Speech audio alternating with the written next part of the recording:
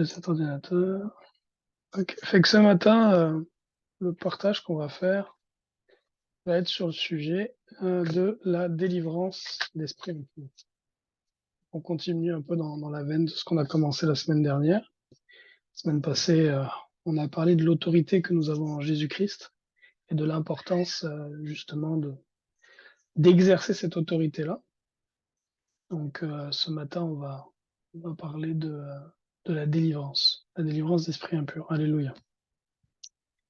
On va commencer par une parole de prière. Père, merci pour ta bonté, ta fidélité, ta bienveillance et ta grâce. Merci de nous permettre d'être réunis ce matin pour ouvrir les Écritures, étudier ta parole. On prie, Père, que les enseignements qui sont dans l'Écriture, Seigneur Dieu, les choses saintes que tu as pour nous, Éternel, nous puissions les recevoir ce matin. Ta parole déclare, Père, que c'est ta gloire que de cacher les choses, et que c'est la gloire des rois que de trouver les choses, trouver ce qui est caché. Prions que tu nous révèles, Seigneur, ce matin, les choses cachées qui sont bonnes et nécessaires pour nous et le corps de ton Fils Jésus-Christ qui est l'Église. Guide-nous, Père, par ton Esprit Saint, nous t'en prions. Seigneur Jésus-Christ, selon ta promesse, sois avec nous, sois au milieu de nous. Merci pour ta bonté, ta fidélité, ton amour. Père, au nom de Jésus, nous te prions. Amen. Alléluia. Good. Alors déjà, welcome back à Joseph, qui est de retour avec nous après quelques week-ends d'absence. Es-tu reposé? Oui, par la grâce de Dieu, un peu plus, là. Étienne m'a appelé, c'était quand? L'année dernière, on a prié ensemble, puis j'ai vu que vous aviez déjà un bureau tout monté, là, vous niaisez pas, vous autres, là, Non, c'est bon. non. Moi, je pense pour avoir quelque chose de même, ça me prendrait au moins d'être installé depuis 2 ans. Hmm, Aïe, aïe, aïe, alléluia. mais Ok, l'effort. good.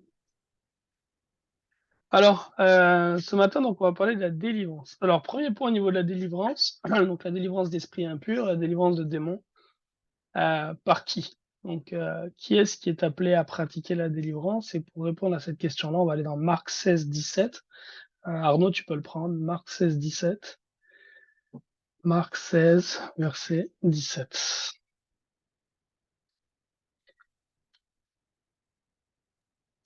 Marc 16, verset 17. Parfait. Donc, je lis au nom du Seigneur Jésus-Christ.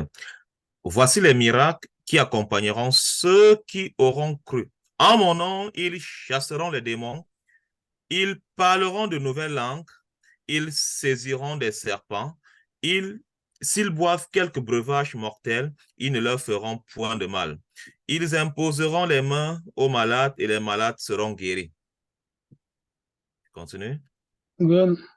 Fait qu'ici, dans ce passage-là, là, ce qu'on voit, c'est que ceux qui croient en Jésus-Christ, il y a des signes qui vont les suivre. Il y a des signes qui suivent ceux qui croient en Jésus-Christ. Et le premier de ces signes-là, c'est lequel? C'est qu'en son nom, ils chasseront des démons.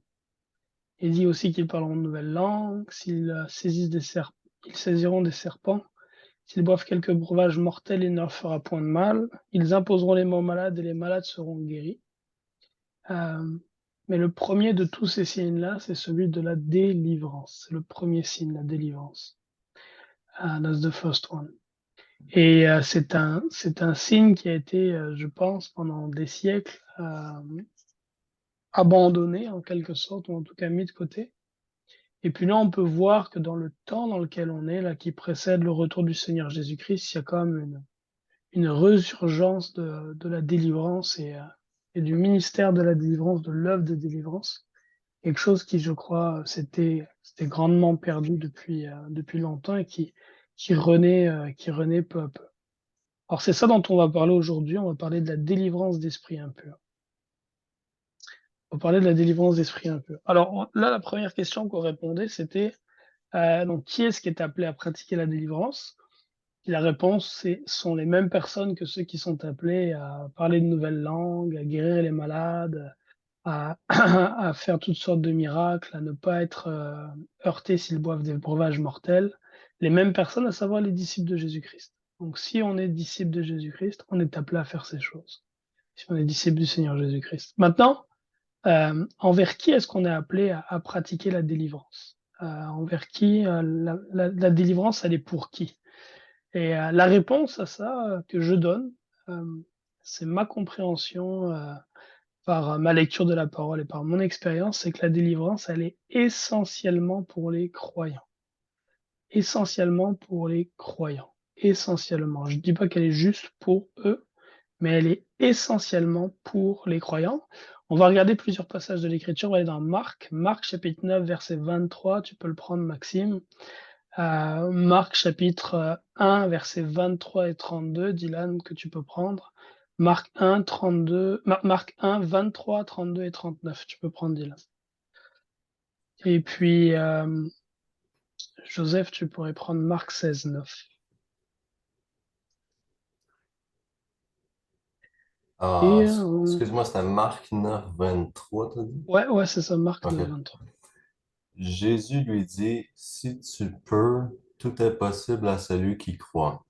Aussitôt, le père de l'enfant s'écria, je Reviens un peu en crois. arrière, excuse-moi. Pour tous les passages que je vous donne, à chaque fois, moi, je marque juste le verset le plus important, mais Ah, c'est vrai, prenez-le dans hein. le contexte, ok? Ok.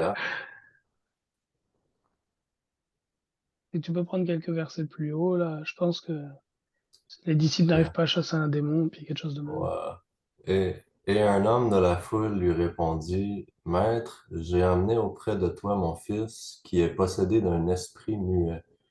En quelque lieu qu'il le saisisse, il le jette par terre, l'enfant écume, grince des dents et devient tout raide. J'ai prié tes disciples de chasser l'esprit et ils n'ont pas pu. Race incrédule, leur dit Jésus. Jusqu'à quand serai-je avec vous? Jusqu'à quand vous supporterai-je? Amenez-le-moi, on le lui amena. Et aussitôt que l'enfant vit Jésus, l'esprit l'agita avec violence, et il tomba par terre et se roulait en écumant. Jésus demanda au Père, combien y a-t-il de temps que cela lui arrive? Depuis son enfance, répondit-il. Et souvent l'esprit l'a jeté dans le feu et dans l'eau pour le faire périr. Mais si tu peux quelque chose, viens à notre secours, aie compassion de nous. Jésus lui dit, si tu peux, tout est possible à celui qui croit. Aussitôt le père de l'enfant s'écria, je crois. Viens au secours de mon incrédulité. Jésus, voyant accourir la foule, menaça l'esprit impur et lui dit, Esprit muet et sourd, je te l'ordonne, sors de cet enfant et n'y rentre plus. Et il sortit en poussant des cris et en l'agitant avec une grande violence. L'enfant devint comme mort, de sorte que plusieurs disaient qu'il était mort. Amen. Et là, le Seigneur Jésus l'a relevé, puis il l'a rendu en vie à son Père. Fait quand tu lis ce passage, Maxime, qu'est-ce qui, dans ce passage, peut t'amener... Est-ce que ce passage, quand tu le lis, t'amène à penser que la délivrance est pour le croyant ou le non-croyant? Et sur quel point est-ce que tu baserais ta réponse? Ah, je dirais que c'est pour le croyant. La réponse basée. Le croyant, c'est celui qui croit. Ouais, Et, euh, et le Père, il dit à Jésus, si tu peux, Jésus lui répond, si tu peux, tout est possible à celui qui qui croit. croit. Fait que Jésus pose comme prérequis que le Père, il croit, qu'il ait la foi. Il pose comme prérequis que le Père, il a foi. Et là, le Père, je pense, il lui dit quoi? Il dit, je crois, viens au secours de ma foi. Quelque chose comme ça, c'est ça qu'il dit? Mon incrédulité. Viens au secours de mon incrédulité.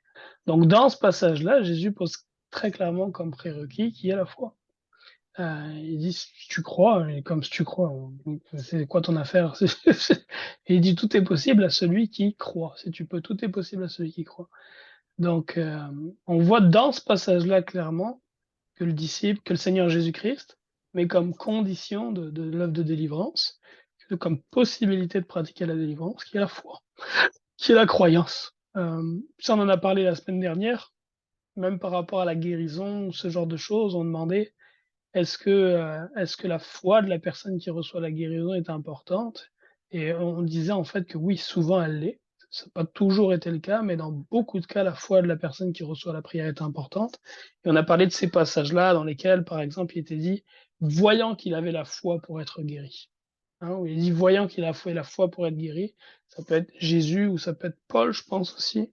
Et là, une fois, non, en voyant que la personne a la foi pour être guérie, là, il ordonne la guérison sur la vie de la personne. Et donc là, c'est la même chose par rapport à la délivrance. C'est que la foi de la personne qui reçoit est importante. Ici, en l'occurrence, dans ce passage-là, c'est pas le père qui reçoit la délivrance directement, c'est son fils qui reçoit la délivrance. Cependant, le fils est sous l'autorité du père. Et c'est pourquoi c'est la foi du père qui est prise en considération pour pratiquer cette délivrance-là. Ensuite de ça, avec Dylan, on va lire Marc 1, 23, 1, 32 et 1, 39, puis tu peux les lire dans le contexte, Dylan.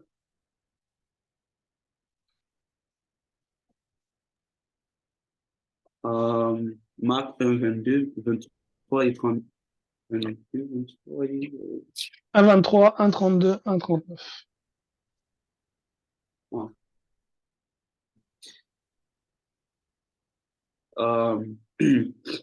Je commence à partir du verset 21. Yeah. Il se rendit à Capernaum et le jour du sabbat, Jésus entra d'abord dans la synagogue et il enseigna. Il était frappé de sa doctrine. Ils étaient frappés de sa doctrine car il enseignait comme ayant autorité et non pas comme les scribes. Il se trouva dans leur synagogue un homme qui avait un esprit impur et qui s'écria, qu'y a-t-il entre nous et toi, Jésus de Nazareth? Tu es venu pour nous perdre. Je sais que tu es le Saint de Dieu. Jésus le menaça, disant, tais-toi et sors de cet homme. Et l'esprit impur sortit de cet homme en l'agitant avec violence et en poussant un grand cri. Tous furent saisis de stupéfaction, de sorte qu'ils se demandaient les uns les autres, qu'est-ce que ceci? Une nouvelle doctrine. Il commande avec autorité même aux esprits impurs et ils lui obéissent.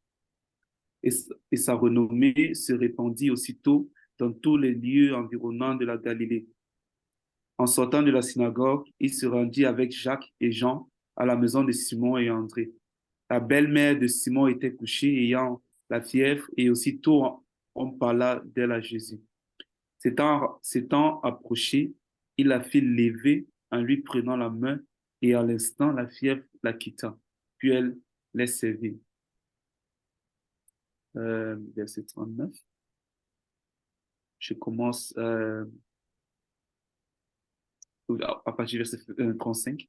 Vers le matin, pendant qu'il faisait encore très sombre, il se leva et sortit pour aller dans un lieu désert où il pria. Simon et ceux qui étaient avec lui se mirent à sa recherche. Et quand il leur trouvait, il lui dit, tout te cherche. Il leur répondit, allons ailleurs, dans les bourgades voisines, afin que j'y prêche aussi, car c'est pour cela que je suis sorti. Et il alla prêcher dans la synagogue par toute la Galilée, et il chassa les démons. Amen. Ouais. Amen. Donc là, ici, bienvenue Jordan. Là, ici, ce que je voulais mettre en exergue, dans le fond, donc on a vu dans la première mention qu'on a fait, Marc 9, 23, donc la question qu'on pose, c'est qui est récipiendaire de la délivrance qu'on a appelé à exercer, de la délivrance des esprits impurs? Donc la réponse, c'est essentiellement les croyants. C'est essentiellement les croyants que nous devons délivrer. La réalité, c'est que tous ont besoin de délivrance, croyants et non-croyants. Mais j'expliquerai tantôt pourquoi est-ce que c'est premièrement vers les croyants que le ministère de la délivrance s'adresse. Alors évidemment, il y a la question de la foi. On l'a vu, le Père amène son Fils pour qu'il soit délivré. Le Père dit à Jésus, si tu peux le délivrer. Jésus dit, si tu peux, c'est quelle affaire? Tout est possible à celui qui croit, mon homme. Et là, il dit, ben, je crois, viens en secours de ma foi, viens en secours de mon incrédulité. Dans le passage qu'on voit là, qu'est-ce qui nous permet de voir, quand tu lis ce passage, Dylan, les quelques passages que tu as vus là, qu'est-ce qui te permet de déterminer à travers ça que le ministère de la délivrance que menait Jésus-Christ s'adressait principalement aux croyants, quand tu lis ce passage?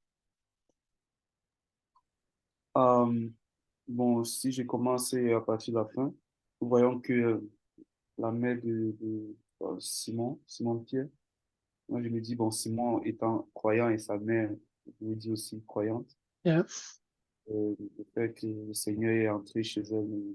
Bon, ça montre que le ministère de délivrance s'adresse aux croyants, premièrement.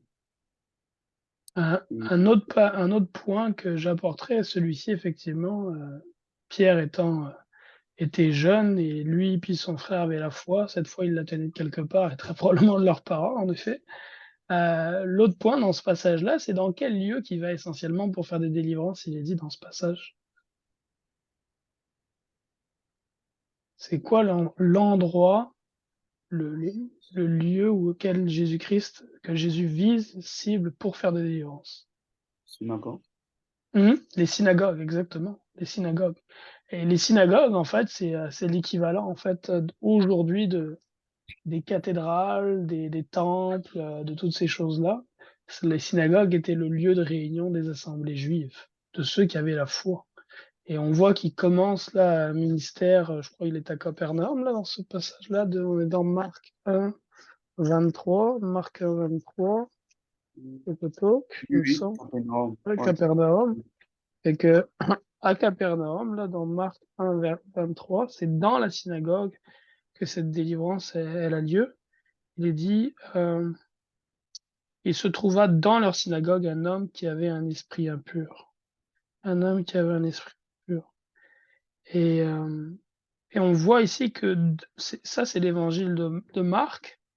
Et je pense que c'est l'évangile de Jean, je pense qu'il s'ouvre avec le miracle du vin.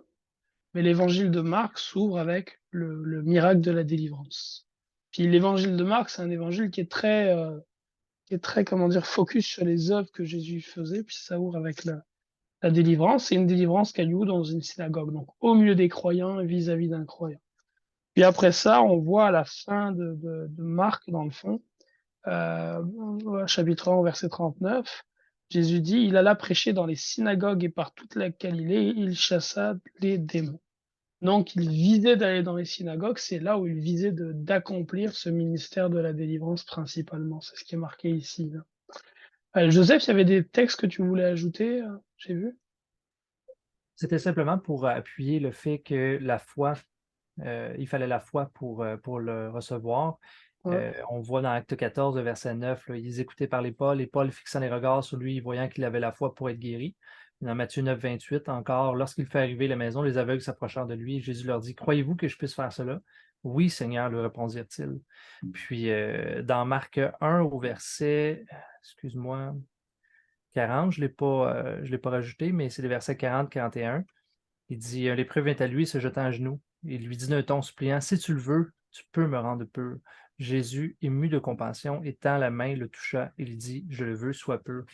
Donc oui, c'est les croyants qui se présentent puis qui reçoivent qu'est-ce que Dieu a donné. Souvent, on va lire aussi ta foi t'a sauvé. Hein, vous l'avez déjà lu, ça? Ta foi t'a sauvé. Ta foi t'a sauvé. Donc, la croyance est un point excessivement important. Elle l'est pour la guérison, mais elle est d'autant plus pour la délivrance, puis je vais vous expliquer pourquoi.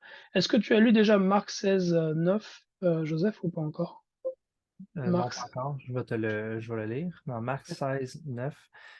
Et Jésus, étant ressuscité le matin du premier jour de la semaine, apparut d'abord à Marie de Magdala, de laquelle il avait chassé 7 démons. yeah. Là, ici, il est dit de qui est-ce qu'il a chassé cette démon, puis je pense, c'est la seule délivrance où il est précisé exactement le nombre de démons que Jésus a chassés, c'est Marie-Madeleine, Marie de Magdala. Donc il est dit qu'il apparaît à Marie de Magdala, de laquelle il avait chassé cette démon, de laquelle il avait chassé cette démon. Puis c'est quand même, tu sais, c'est la première qui est là à la résurrection. Puis Jésus avait dit au sujet de Marie-Madeleine que partout l'évangile serait prêché, on parlera aussi de ce qu'elle a fait lorsqu'elle a versé le parfum de grand prix sur ses pieds. Mais il est aussi mentionné là dans ce passage, au vu au sud du monde entier, de combien d'esprits impurs elle a été délivrée. Et donc ça, je pense, c'est un point qui est important là par rapport à notre étude. On voit encore une fois que c'est vers une croyante qu'il a pratiqué la délivrance. Marie de Magdala était une disciple, elle était disciple de Jésus-Christ. Et c'est envers donc une croyante qu'il a pratiqué cette délivrance. Puis la deuxième chose qui est importante, c'est qu'il n'y a pas, la délivrance, c'est un témoignage aussi pour le salut des autres. On ne doit pas cacher notre délivrance. Tu sais, il y a beaucoup de personnes qui m'approchent, puis ah, je veux pas que les gens savent. Bon, ok, pas de problème. Mais le point, en fait, c'est que si on arrive à la délivrance, c'est parce on a vu la délivrance d'autres. Et si notre délivrance, nous, on la garde pour nous-mêmes, c'est qu'on n'en fait pas un témoignage pour les autres, bah comment dire, on ne rend pas au Seigneur Jésus-Christ la gloire qu'il recherche à travers l'œuvre qu'il fait dans notre vie, et on ne participe pas à, à l'œuvre de Jésus-Christ de répandre la délivrance vis-à-vis de ceux qui en ont le besoin. Et que ça, c'est aussi un point important. Puis on voit ici au sujet de Marie-Madeleine, tu sais, c'est pas mis sous silence le fait qu'elle avait été délivrée, non, c'est vraiment, c'est mis en avant. Ah, alléluia. Donc, ça, c'est donc donc, premier point, c'était pour qui doit pratiquer la délivrance? Les disciples de Jésus-Christ. Et envers qui est-ce qui pratique la délivrance? Envers les disciples de Jésus-Christ. Envers les disciples de Jésus-Christ. Essentiellement. Il peut y avoir des exceptions dans toute la Bible. Je peux penser à une exception, puis c'est dans Acte 16, je pense, c'est quand Paul il chasse l'esprit impur qui est dans la femme qui avait un esprit de python. Il n'y a rien qui permet d'arriver à la conclusion qu'elle était croyante, cette femme-là. Encore que les paroles qu'elle prononçait étaient des paroles les paroles de quelqu'un qui croit, mais elle les prononçait par un esprit de python. Mais en dehors de ça, même si on prend le Gadarénien, par exemple, le Gadarénien était croyant, une fois délivré, et il n'est pas allé se vautrer dans l'alcool et la débauche, il est allé annoncer ce que Christ avait fait pour lui. Alors maintenant, ce que je veux aborder, c'est justement sur le sujet des non-croyants, pourquoi est-ce que délivrer un non-croyant est un non-sens? À mon opinion, selon la lecture que je fais de la parole de Dieu, et selon mon expérience, pratiquer la délivrance envers un non-croyant est un non-sens selon mon expérience. Et pour ça, on va dans Luc 11, 24. Luc 11, 24, tu peux le lire, Maxime, dans le contexte. Luc 11, 24.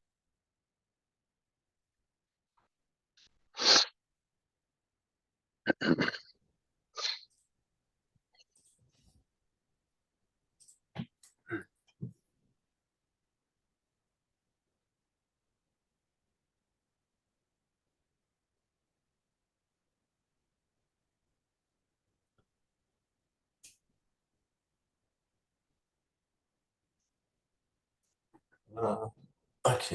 Jésus chassa un démon qui était muet. Lorsque le démon fut sorti, le muet parla et la foule fut dans l'admiration. Mais quelques-uns dirent, c'est par Béelzébul, le prince des démons, qu'il chasse les démons. Et d'autres, pour l'éprouver, lui demandèrent un signe venant du ciel. Comme Jésus connaissait leurs pensées, il leur dit, tout royaume divisé contre lui-même est dévasté et une maison s'écroule sur une autre. Si donc Satan est divisé contre lui-même, comment son royaume subsistera-t-il, puisque vous dites que je chasse les démons par Béelzébul? Et si moi je chasse les démons par Béelzébul, vos fils, par qui les chassent-ils? C'est pourquoi ils seront eux-mêmes vos juges. Mais si c'est par le doigt de Dieu que je chasse les démons, le royaume de Dieu est donc venu vers vous. Lorsqu'un homme fort et bien armé garde sa maison, ce qu'il possède est en sûreté, mais si un plus fort que lui survient et le dompte, il lui enlève toutes les armes dans lesquelles il se confiait et il distribue ses dépouilles. Celui qui n'est pas avec moi est contre moi, et celui qui n'assemble pas avec moi disperse. Lorsque l'esprit impur est sorti d'un homme, il va dans des lieux arides pour chercher du repos. N'en trouvant point, il dit, je retournerai dans ma maison d'où je suis sorti. Et quand il arrive, il la trouve balayée et ornée. Alors il s'en va et il prend 7 autres esprits plus méchants que lui. Ils entrent dans la maison, s'y établissent, et la dernière condition de cet homme est pire que la première. Amen. Fait que dans ce passage-là, le Seigneur Jésus-Christ, il parle de la délivrance. Donne-moi une toute petite seconde, je vais essayer de faire j'aimerais pouvoir vous faire comment on appelle ça? Une image pour pouvoir expliquer un petit peu l'enseignement du Seigneur Jésus. Et j'ai juste besoin d'ouvrir mon application premièrement. Un plein, en connexion.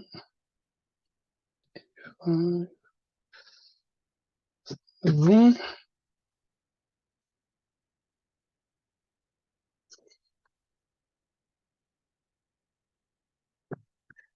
Alors, si ça fonctionne, je vais pouvoir vous partager mon écran. Ouais, ça fonctionne. Alors, je vais faire un partage d'écran. Ça fonctionne. Et comme. Hop. Je vais mettre mon écran zoom ici. Voilà. Alors, vous allez me dire quand vous voyez mon écran. Est-ce que là, l'écran blanc apparaît?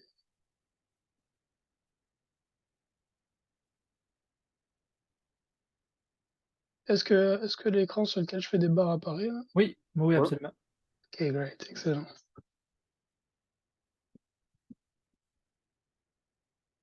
Alors là, en fait, dans ce passage-là, le Seigneur Jésus-Christ, il compare, dans le fond, il compare l'homme à une maison.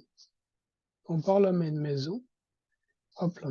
Puis, ce que je vais faire ici, c'est que je vais représenter une maison vue du haut. Et je vais même plutôt, clairement comme maison, ce que je vais représenter, je vais représenter un temple. Je vais essayer en tout cas. Alors, le temple de l'Ancien Testament, là, le temple dont fait mention la Bible, dans l'Ancien Testament, il était composé de plusieurs parties. Il y avait, à l'intérieur du temple, il y avait deux parties. À l'intérieur du temple, il y avait ce qu'on appelait le lieu saint. Le lieu saint. Et il y avait le lieu très saint. Le lieu très saint. Et les deux étaient séparés par un voile. En fait, à l'entrée du lieu saint, il y avait un voile, ici. Et à l'entrée du lieu très saint, il y avait aussi un voile, juste ici. Ensuite de ça, autour du temple, alors quelle en était la disposition, je ne sais pas exactement, mais je vais représenter ça selon ce que je pense que ça devait ressembler, là. Mais il y avait autour du temple, comme ça, là, il y avait des chambres de part et d'autre du temple de Salomon. Alors comment, au niveau des chambres, là, je garantis pas que c'était comme ça qu'elles étaient positionnées, là, je sais. Elles étaient autour du temple. Comment est-ce qu'elles étaient arrangées exactement, là, je vous le garantis pas, là. Mais l'idée, c'est qu'il y avait des chambres autour du temple un peu partout. Puis après ça, il y avait la cour, dans le fond, la cour extérieure, la cour qui est devant le temple. Puis cette cour-là, c'est ce qu'on appelle le parvis. Le parvis, puis c'est sur le parvis qu'il y avait notamment l'autel sur lequel on présentait les sacrifices, notamment qui était là.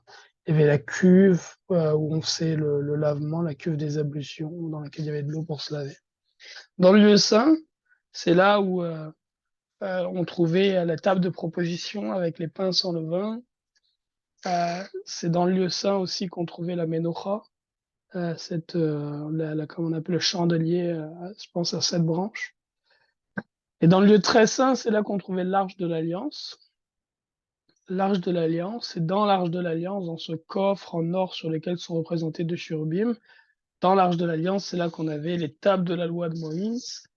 C'est là qu'on avait un pot avec de la manne, la nourriture que Dieu donnait du ciel, et il y avait aussi la verge d'Aaron qui avait fleuri.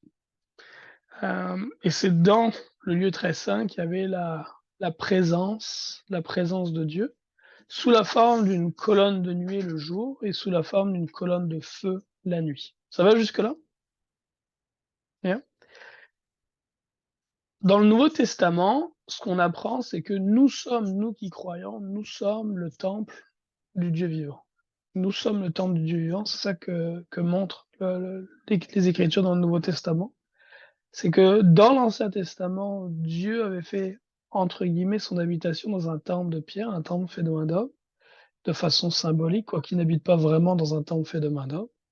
On voit que dans la Nouvelle Alliance, Dieu choisit d'habiter en nous par son Saint-Esprit et que nous sommes donc le temple de Dieu, le temple du Saint-Esprit.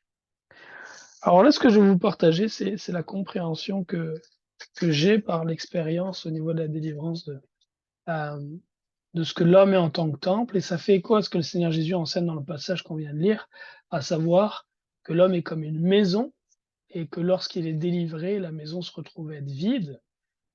Et que les esprits impurs peuvent revenir habiter dans cette maison si jamais les bonnes actions ne sont pas prises. Donc l'idée, c'est la suivante.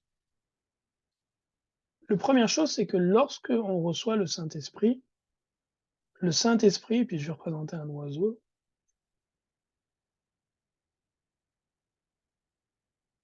Le Saint-Esprit, c'est au niveau de notre esprit qui vient habiter. J'essaie de faire un petit oiseau. Il vient habiter au niveau de notre esprit. Et ça, c'est dans le lieu très saint de ce que nous sommes.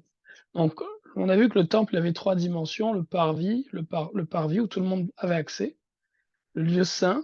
Le lieu saint, c'est simplement les sacrificateurs qui pouvaient rentrer dedans pour le ministère. Et le lieu très saint, où il y avait juste le souverain sacrificateur qui pouvait rentrer, et il ne pouvait y rentrer qu'une fois dans l'année. Donc le lieu saint, dans le parvis, le lieu saint et le lieu très saint. Dans le parvis, tout le monde peut aller. Dans le lieu saint, simplement les sacrificateurs, et dans le lieu très saint, simplement le souverain, le grand souverain sacrificateur. Alors maintenant, pour ce qui concerne en fait l'être humain a 3 dimensions aussi, et nos 3 dimensions, c'est le corps. Donc le corps, l'âme, ici, et l'esprit.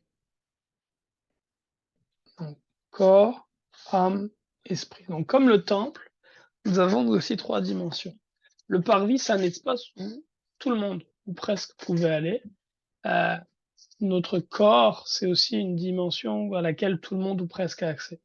N'importe qui, plus ou moins, peut venir et puis peut serrer la main à Maxime, peut lui mettre une tape sur l'épaule. Le corps, c'est quelque chose que tout le monde, ou presque, a accès. Maintenant, l'âme, le lieu saint, ça, c'est pas tout le monde qui peut y avoir accès. Moi, j'ai pas accès à l'âme de Maxime en particulier, où l'âme, c'est un domaine plus restreint en termes d'accès. Et l'esprit, le lieu très, est l'équivalent en fait dans le temple du lieu très saint, et selon ma compréhension et mon expérience, la dimension de nous-mêmes, qui est la dimension de l'esprit, seul Dieu y a accès à cette dimension-là. Je ne crois pas que Satan ait accès, que les esprits impurs, les démons, les anges déchus ou quoi que ce soit aient accès à la dimension de l'esprit de l'homme.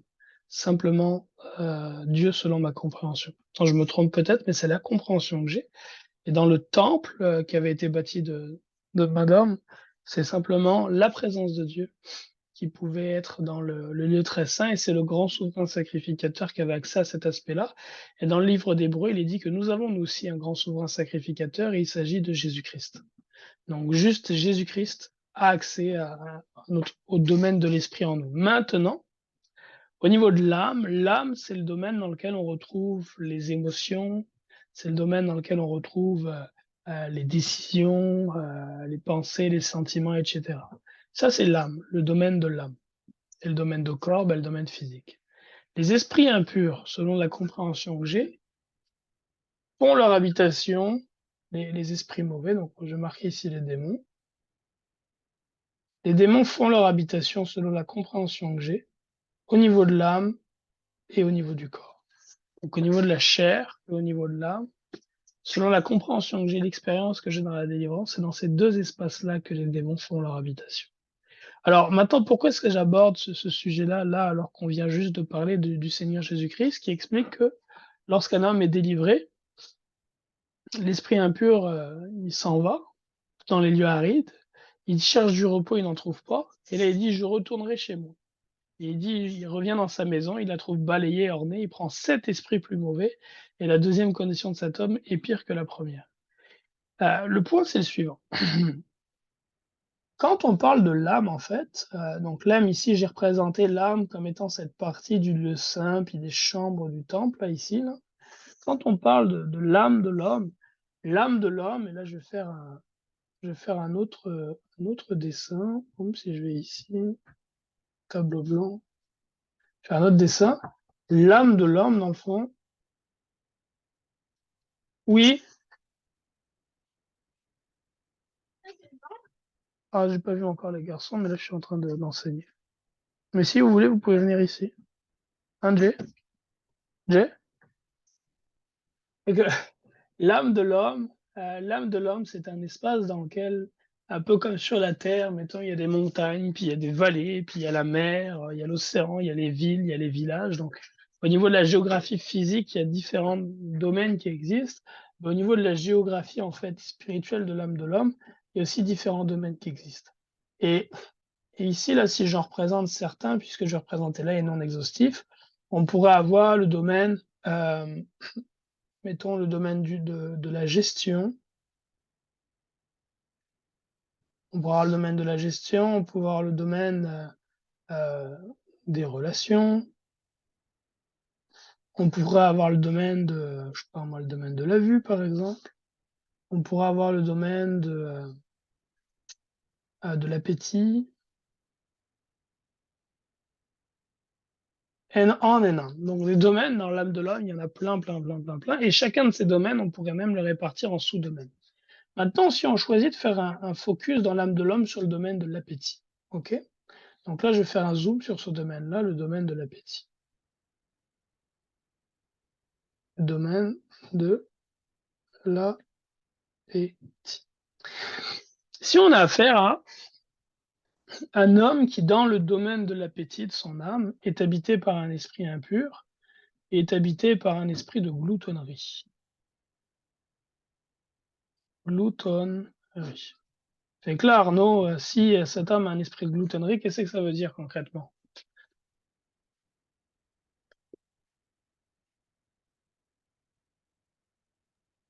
Un esprit de gloutonnerie. Ça, c'est assez fréquent au Cameroun, là.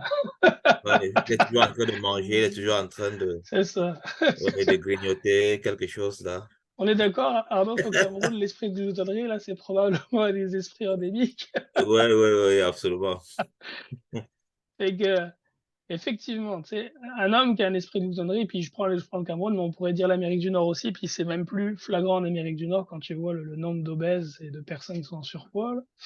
Mais l'idée, là, c'est que, effectivement, un homme qui a un esprit de gloutonnerie, ben, c'est un homme qui va très probablement avoir un penchant très fort à manger à l'excès, à manger beaucoup, à manger à l'excès, ou ça pourrait aussi, un esprit de gloutonnerie, là, selon la compréhension que j'ai, puis l'expérience que j'ai, un esprit de gloutonnerie pourrait aussi entraîner l'inverse, à savoir, l'inverse, c'est ce qu'on appelle l'anorexie. Selon la compréhension que j'ai. Un esprit de gloutonnerie pourrait aussi entraîner l'inverse, parce que la personne, elle pourrait, si elle agit en fait dans ce domaine-là, non selon la pensée de Christ, mais selon la chair, par la présence de l'esprit de gloutonnerie, réagir selon la chair à faire l'inverse. Mais l'idée, en fait, c'est que le fait que dans le domaine de l'âme, qui est l'appétit, qu'il y ait un démon qui soit là, ben, ça va amener normalement un débalancement dans tout ce qui concerne l'appétit. Et puis très probablement, si c'est un démon de gloutonnerie, ça va probablement amener cette personne-là à manger comme un glouton et à faire toutes sortes d'excès. Maintenant, si on libère cette personne, si on prie pour cette personne, on prend autorité, esprit de gloutonnerie, je te l'ordonne au nom de Jésus-Christ, sors de ce corps, get out. Puis là, sors au nom de Jésus-Christ. Et puis là, il finit par sortir. Le démon sort. Et le frère ou la sœur est délivré. Mais si le frère ou la sœur ne s'est pas repenti, si le frère ou la sœur n'est pas repentant par rapport, en fait, si on prend justement plutôt un non-croyant, si le non-croyant, il n'a aucune repentance par rapport au fait d'être glouton, il n'a pas de foi en Jésus-Christ, et qu'il est libéré de cet esprit-là, qu'est-ce qui va se passer? C'est que, après avoir été libéré de cet esprit de gloutonnerie, il va pas davantage chercher à avoir une discipline dans son rapport à la nourriture. Il va probablement continuer à pratiquer la gloutonnerie. Ce démon qui est sorti va revenir. cet homme qui est non-croyant n'a aucune barrière dans sa vie parce que Jésus-Christ n'est pas avec lui, il n'a pas donné sa vie à Christ, donc il n'y a pas de protection sur sa vie. Et en plus de ça, il continue à pratiquer librement au niveau de ce qui concerne la nourriture, à manger librement selon les désirs de sa chair. Fait que lorsque l'esprit impur revient dans cette chambre qui est trouvée, qui est dans cette chambre qui a été libérée de sa présence, il revient et trouve une porte qui est grande ouverte pour pouvoir revenir et puis s'établir. Parce que cet homme n'a pas de protection spirituelle n'étant pas sous la protection de Jésus-Christ, de un. Et deuxièmement, cet homme n'ayant pas de repentance, l'espace de l'appétit de sa vie est encore grand ouvert à accueillir un glouton, un esprit de glouton.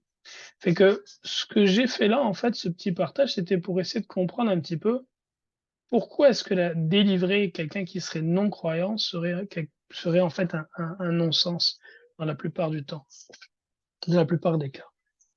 En revanche, si on pratique la délivrance vis-à-vis d'un croyant, donc mettons un frère qui a un esprit de gloutonnerie puis qui demande la délivrance. Ben, ce frère-là, s'il demande la délivrance par rapport à l'esprit de gloutonnerie, ça va être déjà, premièrement, qu'il est repentant par rapport à ça. Il réalise qu'il est porté à trop manger, il réalise que c'est mal, qu'il déplaît au Seigneur en faisant ça. Et déjà, lui, ce frère-là, il essaye par lui-même, en demandant l'aide de Dieu, il essaye de se contrôler au niveau de la gloutonnerie. Il peut avoir du mal à ça, ou il peut avoir du succès, mais il essaye déjà. Il y a vraiment une vraie repentance. Donc, quand on va prier pour sa délivrance, et qu'on va chasser l'esprit de gloutonnerie, bah, le domaine de sa vie qui a trait à l'appétit, ce domaine-là, lui, va le remplir de la présence de Dieu. Il va le remplir de la connaissance de Dieu, notamment des versets de la parole de Dieu, qui parlent du fait que les gloutons n'hériteront pas le royaume des cieux, qui parlent de la tempérance, qui parlent du fait que tout ce qu'on fait, on doit le faire pour la gloire de Dieu. Donc ce frère, il va remplir cet aspect de sa vie de la présence de Dieu. Et il va chercher à mettre en pratique ceci en cherchant à être raisonné, discipliné dans le rapport qu'il a à la nourriture. Si bien que quand cet esprit de gloutonnerie revient pour rentrer à nouveau dans le frère, et que ce frère va être tenté de redevenir un glouton, quand l'esprit de gloutonnerie vient le tenter, lui dit hey, tu devrais t'ouvrir en bas là, le pot d'un litre d'Agandaz et finir ça dans la soirée, tu devrais vider la bouteille de mayonnaise, tu devrais... Quand le frère va être tenté à nouveau, ce qui va tout de suite, dans cet espace de la vie du frère, qui est l'espace de l'appétit, va se lever la parole de Dieu, l'Esprit du Seigneur va lever la parole de Dieu qui dit hey, les gloutons n'hériteront point le royaume des cieux. Et là, la porte, elle est barrée pour cet esprit. Là. Il ne peut plus rentrer, la porte est barrée. Mais si, par contre, l'esprit revient vers quelqu'un qui n'a pas la connaissance de Dieu, il vient le tenter, ben là, il n'y a pas de réponse par rapport à la tentation, à savoir qu'il n'y a pas de réponse de la parole de Dieu. Il y a au contraire un désir selon la chair d'accueillir à nouveau cet esprit. C'est vrai que vider un pot d'un litre d'Agandaz, ça serait tentant. Ah oui, oui, oui, j'aime ça. J'ai une idée. Oh, on va faire ça. Et que là, le démon, il vient. Oh, et puis j'en amène 7 autres avec moi, avec gloutonnerie. Il amène, mettons, je sais pas, les esprits qui amènent le monde à rester toute la nuit à regarder des vidéos sur YouTube, et puis avec ça, les esprits qui amènent le monde à faire en tout cas toutes sortes d'excès, hein, parce que la gloutonnerie, c'est l'excès. Et puis là, ce frère se retrouve dans une condition qui est pire que la première, dans le fond, ou c'est cet homme. Donc, l'idée vraiment, c'est que ce que je veux imaginer en fait par là, et c'est d'expliquer par là, c'est que la délivrance, c'est premièrement pour les croyants et que la délivrance vis-à-vis d'un non-croyant serait a priori non productive. J'en fais pas une règle générale, je dis a priori parce que je pense qu'il pourrait probablement y avoir des situations dans lesquelles ça pourrait être productif, mais je crois que il va toujours y avoir quelque part la foi en sous-jacente chez celui qui ça va être productif. Tu sais, je prends l'exemple du Gadarénien. Le Gadarénien, quand je lis le passage, moi j'ai la compréhension qu'il avait une foi sous-jacente. Il a couru, il s'est mis à genoux aux pieds du Seigneur Jésus-Christ, il a couru vers Christ, il s'est mis à genoux à ses pieds, et une fois qu'il a été délivré, il est allé témoigner. Moi, ma compréhension, c'est qu'il avait une foi sous-jacente, quelque part, une foi sous-jacente. Donc, ça, c'est un peu ça. Qu'est-ce que j'écrivais ici? Donc, la délivrance, c'est essentiellement, donc c'est fait par les croyants, essentiellement, là encore, c'est essentiellement parce qu'il y a aussi des non-croyants qui font la délivrance.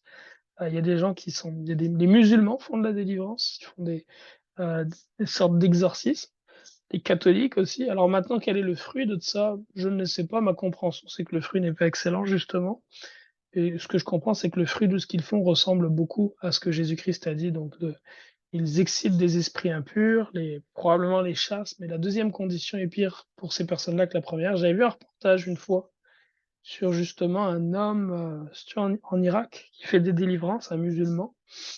Puis, ce que j'avais compris en regardant le témoignage d'une personne qui témoignait, c'est que après être passé par là, sa condition après était pire ou similaire à ce que c'était avant d'avoir reçu la prière de délivrance. Donc, c'est principalement par les croyants que la délivrance elle est faite, par les disciples de Jésus-Christ et pour les disciples de Jésus-Christ. C'est toute, excusez-moi, là j'ai un petit problème. Ok. Et c'est, selon ma compréhension, ma lecture de la parole et mon expérience, et la délivrance, c'est donc pour les disciples de Jésus-Christ, c'est toute la vie, toute la vie. À savoir que je ne crois pas que quelqu'un puisse dire, ben moi j'ai été délivré, ça y est, c'est réglé, j'ai plus besoin de délivrance. Je pense pas. Je pense que la personne qui pense ou croit ainsi, en fait, est aveugle par rapport à sa condition. Parce que ce que personnellement j'ai compris, je vous ai montré tantôt l'image du temple avec les différentes chambres. Ce que je comprends, c'est que la sanctification, c'est une œuvre que Dieu a fait tout au long de notre vie et de notre marche avec lui. Donc, au fur et à mesure que nous grandissons et que nous croissons dans la connaissance de Dieu, Dieu nous sanctifie. Donc, au fur et à mesure, le Seigneur, l'Esprit Saint, avec notre esprit, passe de chambre en chambre dans notre vie pour faire le ménage. Fait que là, il va travailler dans la chambre. Je vais vous donner mon exemple, mon témoignage personnel. Le premier endroit où l'Esprit de Dieu a commencé à travailler dans ma vie quand je suis venu à la repentance, c'était dans la chambre de la consommation de la drogue. Le jour où je me suis repenti, j'ai arrêté de me droguer. Quelques semaines plus tard, j'ai arrêté la cigarette. Fait que le Seigneur a commencé à balayer dans ma vie la chambre de la consommation de la drogue. Non pas en m'accordant en tout cas, la délivrance, ou en tout cas, s'il me l'accordait, c'était pas de façon manifeste. À savoir que je suis pas passé par un moment où on a prié pour que les esprits impurs qui avaient attrait à la consommation de drogue soient chassés, mais par un renouvellement de l'intelligence et une obéissance, une discipline, une obéissance à la parole de Dieu. Donc, mon corps est le temple du Saint-Esprit, je ne peux pas le détruire, donc je ne dois pas me droguer, je ne dois pas fumer. Et donc, j'ai arrêté de me droguer et de fumer en 2008 quand j'ai rencontré le Seigneur Jésus-Christ. Après ça, le Seigneur a travaillé un autre aspect de ma vie. Mettons, il a peut-être travaillé l'aspect de justement la relation à l'appétit. Très rapidement, j'ai commencé à jeûner, puis je cherchais à manger de façon raisonnable. Fait que là encore, dans cette chambre, le Seigneur passe, il nettoie un petit peu tout ce qui était en trop. Tiens, mais dit, jeûnez jamais quand il connaissait pas le Seigneur, ben là, il commence à jeûner. Donc, il rentre dans cette chambre, il nettoie, et puis il met un petit peu en ordre selon sa volonté. Et Dieu travaille dans nos vies comme ça au fur et à mesure. Au fur et à mesure, il travaille dans nos vies. Puis, la chose, c'est que si dans ma vie, je vais vous donner un exemple. Ça a pris 1 an et demi dans ma vie pour que le Seigneur travaille au niveau de l'aspect de la sexualité. Donc, j'ai rencontré le Seigneur en 2008 au mois d'août, mais c'est en octobre 2009 que je suis rentré dans la chasteté. Donc, d'août 2008 à octobre 2009, je continue à vivre dans la fornication avec la copine que j'avais à l'époque. Et c'est simplement en octobre 2009 que je suis rentré dans la chasteté. Donc, j'ai mis ma vie en ordre avec Dieu sur le point de la sexualité. Puis, ça m'a pris encore 3 mois de plus pour délaisser la masturbation, comprendre que la masturbation était un péché. Et donc, c'est vers le mois de décembre 2009 que vraiment, au niveau de mes actions, puis de mes pensées, puis de tout ça, j'ai cherché à mettre ma vie vraiment en ordre avec le Seigneur, à avoir une vie sainte, à être abstinent de toute forme de sexualité comme j'étais pas marié. Mais là, si 1 an plus tôt, si en 2008, alors que j'avais pas de conviction qu'il fallait que j'arrête de forniquer, s'il y avait un frère qui m'a, si j'avais reçu la délivrance d'esprit de fornication et d'esprit d'impudicité, n'étant pas convaincu qu'il ne fallait pas que je vive dans la fornication avec ma copine, qu'est-ce qui serait se passé? Je serais retourné coucher avec ma copine, j'aurais continué à pratiquer le péché. Donc cette chambre de ma vie là, qui avait été nettoyée, où j'aurais été délivré des esprits impurs et tout, j'aurais continué à pratiquer en fait le mal, et donc les esprits impurs d'impudicité, de fornication auraient pu revenir et auraient pu revenir encore plus fort qu'auparavant. Donc le point, c'est que la délivrance que Dieu il fait dans notre vie, elle est accompagnée de la sanctification qu'il fait dans notre vie. C'est que Dieu nous délivre, il nous délivre de nos ennemis dans le fond. Si tu es ami d'un péché, si tu es ami d'un péché, le Seigneur va probablement pas t'en délivrer. Il va attendre que tu aies une relation de haine vis-à-vis du péché, en général, avant de t'en délivrer. de sorte à ce que la délivrance que tu reçois, tu puisses la garder. Parce que si tu es délivré d'un esprit impur qui est ton ami, ben, tu vas très rapidement renouer des liens avec cet esprit impur-là. Et donc, la chose, c'est que comme nous, tout au long de notre vie, le Seigneur, il va adresser différentes parties de notre vie. Au fur et à mesure, il nous enseigne, puis il nous montre, ah, ça, c'est un élément sur lequel je vais travailler là dans ta vie présentement, Maxime, par exemple. Puis là, Dieu, il travaille là-dedans dans ta vie pendant quelques mois. Puis après, il passe à autre chose, puis autre chose, puis autre chose. Et au fur et à mesure, le Seigneur, il passe à d'autres dimensions de notre vie. Tu sais, je peux vous donner un exemple simple. Cette année, au début de l'année, moi, j'ai reçu une délivrance qui était au niveau de ma relation par rapport au travail. Au niveau de ma relation par rapport au travail. J'ai été délivré, puis Joseph était là, il peut en témoigner, il a prié pour moi avec son frère. J'étais délivré d'un esprit de mammon. Cet esprit de mammon-là, en fait, que j'avais, m'amenait à négliger, paradoxalement, en fait, cet esprit m'amenait à négliger mon travail et à favoriser l'œuvre de Dieu, mais à négliger mon travail. Pourquoi? Parce que j'avais cette pensée-là, et c'est la perversion qui amenait cet esprit dans ma pensée. J'avais cette pensée que le travail, c'était pour maman, et que le ministère, c'était pour Dieu. Puis comme j'ai pas envie de servir maman, ben, je me disais comme, tu sais, je négligeais le travail. Puis je faisais pas mon travail d'une façon qui était vraiment comme pour le Seigneur, dans le fond. L'Écriture dit que quoi qu'on fasse, on doit le faire pour le Seigneur, puis que dans le travail qu'on fait, on doit le faire non pas comme travaillant pour des hommes, mais travaillant comme pour le Seigneur. Et quand j'ai été délivré de cet esprit-là, ça a amené une révélation dans ma vie le lendemain, et le Seigneur m'a fait réaliser à quel point j'avais été négligent dans mon travail. Et ça m'a amené à me reconsacrer dans mon travail, à donner un bon témoignage, à me repentir aussi devant mes collègues, à me repentir devant mon supérieur. Et tout le monde, par la suite, mais les gens avec qui je travaille m'ont donné ce témoignage-là, qu'ils avaient vu un changement radical dans ma façon de travailler. Donc, mais l'idée, c'est que si j'avais reçu cette délivrance-là, je sais pas, moi, il y a 5 ans, alors que Dieu m'avait pas donné la compréhension, que la compréhension, en fait, du fait que j'avais à me repentir par rapport à ma négligence n'était pas là, ben, j'aurais continué à être négligent, puis j'aurais laissé une porte ouverte à un esprit impur pour qu'il revienne habiter dans cette dimension de ma vie. Ça va, tout le monde? Questions, commentaires, jusque-là?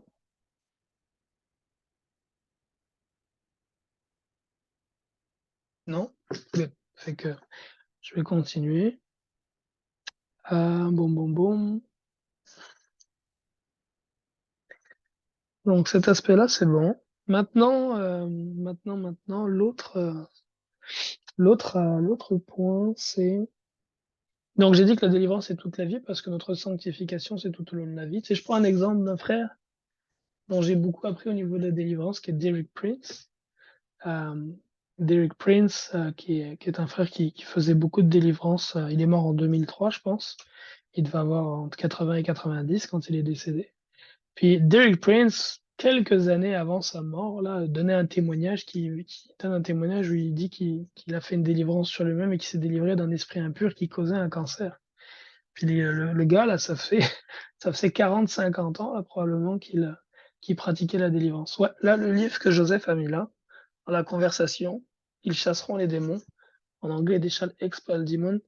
C'est vraiment un livre que je vous recommande. En fait, c'est le témoignage de Derek Prince sur comment est-ce qu'il est arrivé dans l'univers de la délivrance, comment il s'est tout d'abord délivré lui-même, pardon, de Jésus-Christ d'esprit impur, puis comment est-ce qu'après ça, il a commencé à pratiquer la délivrance. Oui, Dylan. Mais désolé, je voulais juste intervenir à propos de Davis Prince. Je pense que suite à cette vidéo, j'avais écouté aussi quelques de ces vidéos. Il parlait, il disait que c'était plutôt un jeune homme qu'il avait délivré à l'église, qui avait demandé s'il voulait prier pour lui. Et puis, il a prié pour lui pour qu'il guérisse de cet esprit de cancer. Donc, je pense que c'était un jeune. Répète un peu. Bon, je disais, puisque tu avais parlé de Derek Prince, ouais. Derek Prince, dans quelques vidéos dans les années antérieures. Suite à cela, j'ai regardé aussi Derek Prince. Et puis, ce témoignage, j'ai écouté, il disait, c'était un jeune frère qui lui avait demandé s'il veut bien prier pour lui, pour Derek Prince. Et puis, ce jeune frère a prié pour qu'il soit délivré de cet esprit de cancer. Cet esprit de cancer, à la fin de sa vie, tu veux dire? Ouais, un petit comme ça. Ouais, je sais pas si c'est à la fin de sa vie. Moi, je suis sûr qu'il a prié pour lui, mais c'est peut-être quelqu'un qui a prié pour lui, mais l'idée que je voulais imagé par là, c'est que jusqu'à la fin de sa vie, il a reçu de la délivrance. Et puis, tu sais, c'est un frère dont j'ai le témoignage qu'il avait quand même une certaine fidélité à Dieu, même si je sais qu'il a eu des choses qui ont été imparfaites ou mauvaises aussi à certains moments. Mais tu sais, si lui, il a pu recevoir de la délivrance jusqu'à 80 et quelques années, là, ben, donc je pense qu'il y a aussi de la place pour que nous aussi, on reçoive de la délivrance pendant quelques temps. Donc, tu sais, quand ça peut,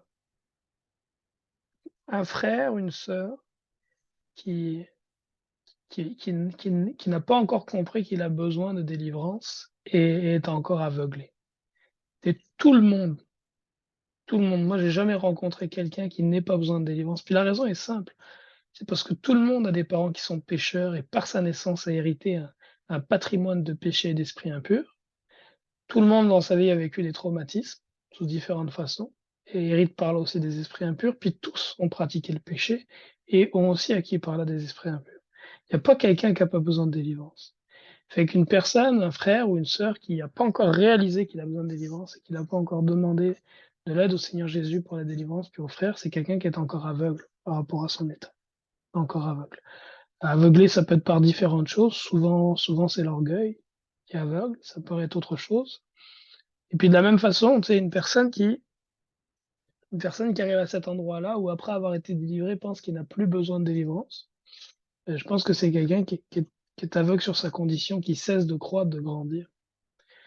Parce que si tu t'examines toi-même, tu vas voir qu'il y a bien des domaines de ta vie dans lesquels le Seigneur il a travaillé, des domaines de ta vie dans lesquels tu vis encore des échecs, des domaines de ta vie dans lesquels tu dois être plus parfait. Et ces domaines-là, c'est probablement des domaines justement où il y a besoin de délivrance, de sanctification d'un côté et de délivrance de l'autre.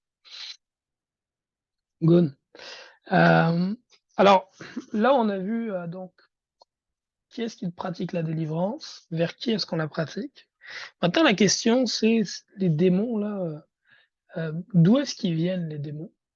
D'où est-ce qu'ils viennent? Puis c'est quoi qu'ils font? Parce que la délivrance, donc, c'est si on la pratique pour aider les frères, si on la pratique pour aider les sœurs, mais on la pratique pour chasser les démons, mais c'est qui les démons et puis qu'est-ce qu'ils font, les démons, les esprits impurs? Alors, pour répondre à cette question, on va aller dans un livre qui n'est pas dans la Bible. On va aller dans Harry Potter. Non, je blague. Mauvaise blague. Alors, on va pas aller dans les livres de sorcellerie. On va premièrement prendre un livre qui est dans la Bible, par exemple. On va aller dans Jude. On va aller dans Jude.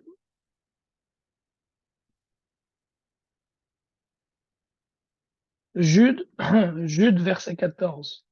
Arnaud, si tu veux bien le lire, Jude, verset 14.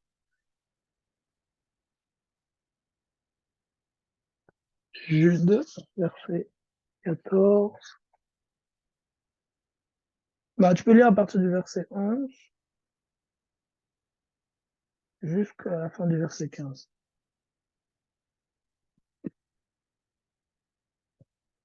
Donc, Jude au chapitre 14, c'est ça? Verset 14. C'est juste un chapitre pour Jude. Donc, chapitre 1, verset 11, à partir du verset 11. Ah, bon, je suis allé dans Juge. Je n'avais pas bien compris. Et que le livre de Jude est juste avant Oui, l'Apocalypse. c'est le Nouveau Testament. Et juste avant Jean. Oui. Allô, Jean? Ok, donc le verset 14, c'est ça? Yeah. J'ai lu notre Seigneur Jésus-Christ. C'est aussi pour eux qu'Enoch, le 7e depuis Adam, a prophétisé en ces termes. Voici, le Seigneur est venu avec ses saints myriades pour exercer un jugement contre tous et pour faire rendre compte à tous et pour faire rendre compte à tous les impies parmi eux de tous les actes d'impiété qu'ils ont commis et de toutes les paroles injurieuses qu'ont proférées contre lui des pécheurs impies. Amen. Non, c'est bon. Et que là, ce passage de la Bible vient de quel livre de l'Ancien Testament? Roulement de tambour. Quel frère va être capable de me citer la référence dans l'Ancien Testament. Maxime, as-tu une idée? C'est une question piège. Hein. Non, j'étais dans la lune pour l'instant. Ce passage-là, en fait, il ne vient pas d'un livre du Nouveau Testament. Nulle part, tu trouveras ce passage dans le Nouveau Testament. En fait, dans tout l'Ancien Testament, il n'y a pas vraiment un passage qui réfère à des paroles d'Enoch. Il est question de la vie d'Enoch dans le livre de Genèse. On n'en parle pas beaucoup. C'est juste qu'il a marché un certain temps avec Dieu, puis Dieu l'a enlevé, il ne fut plus. Mais l'Ancien Testament, à part ça, ne parle pas vraiment d'Enoch. Le passage qui est cité là par Jude, c'est un passage qui vient du livre d'Enoch, qui est un livre qui existe réellement. Un livre qui n'est pas dans le canon biblique que nous avons, le canon biblique protestant avec les 66 livres, mais c'est un livre par contre qui est présent dans le canon éthiopien, le canon biblique de la Bible d'Éthiopie en Gèze, la langue Gèze. Et ce livre d'Enoch-là, en fait, c'est dans ce livre que l'on trouve ce passage dont il est question ici dans le livre de Jude. Alors, je vais vous partager mon écran. On va le lire ensemble. Puis après ça, on ira au passage du livre d'Enoch que je vais regarder par rapport à l'origine des esprits impurs. Partager. Est-ce que là, on voit mon écran là? Est-ce que vous voyez l'écran? Ouais. Ouais, good. Donc le passage qu'on lisait tantôt dans Jude 14 disait « C'est aussi pour eux qu'Enoch, le septième depuis Adam, a prophétisé en ces termes. Voici le Seigneur est venu avec ses saintes myriades pour exercer un jugement contre tous et pour faire rendre compte à tous les impies parmi eux de tous les actes d'impiété qu'ils ont commis, toutes les paroles injurieuses qu'ils ont proférées contre lui et les pécheurs impies. » Donc ça, c'est Enoch, chapitre 1, verset 8.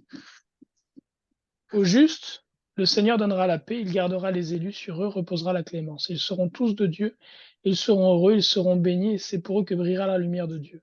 Et voici, il vient avec des myriades de saints pour exercer sur eux le jugement, et il anéantira les impies, et il châtiera tout ce qui est cher pour tout ce qu'ont fait et commis contre lui les pécheurs et les impies.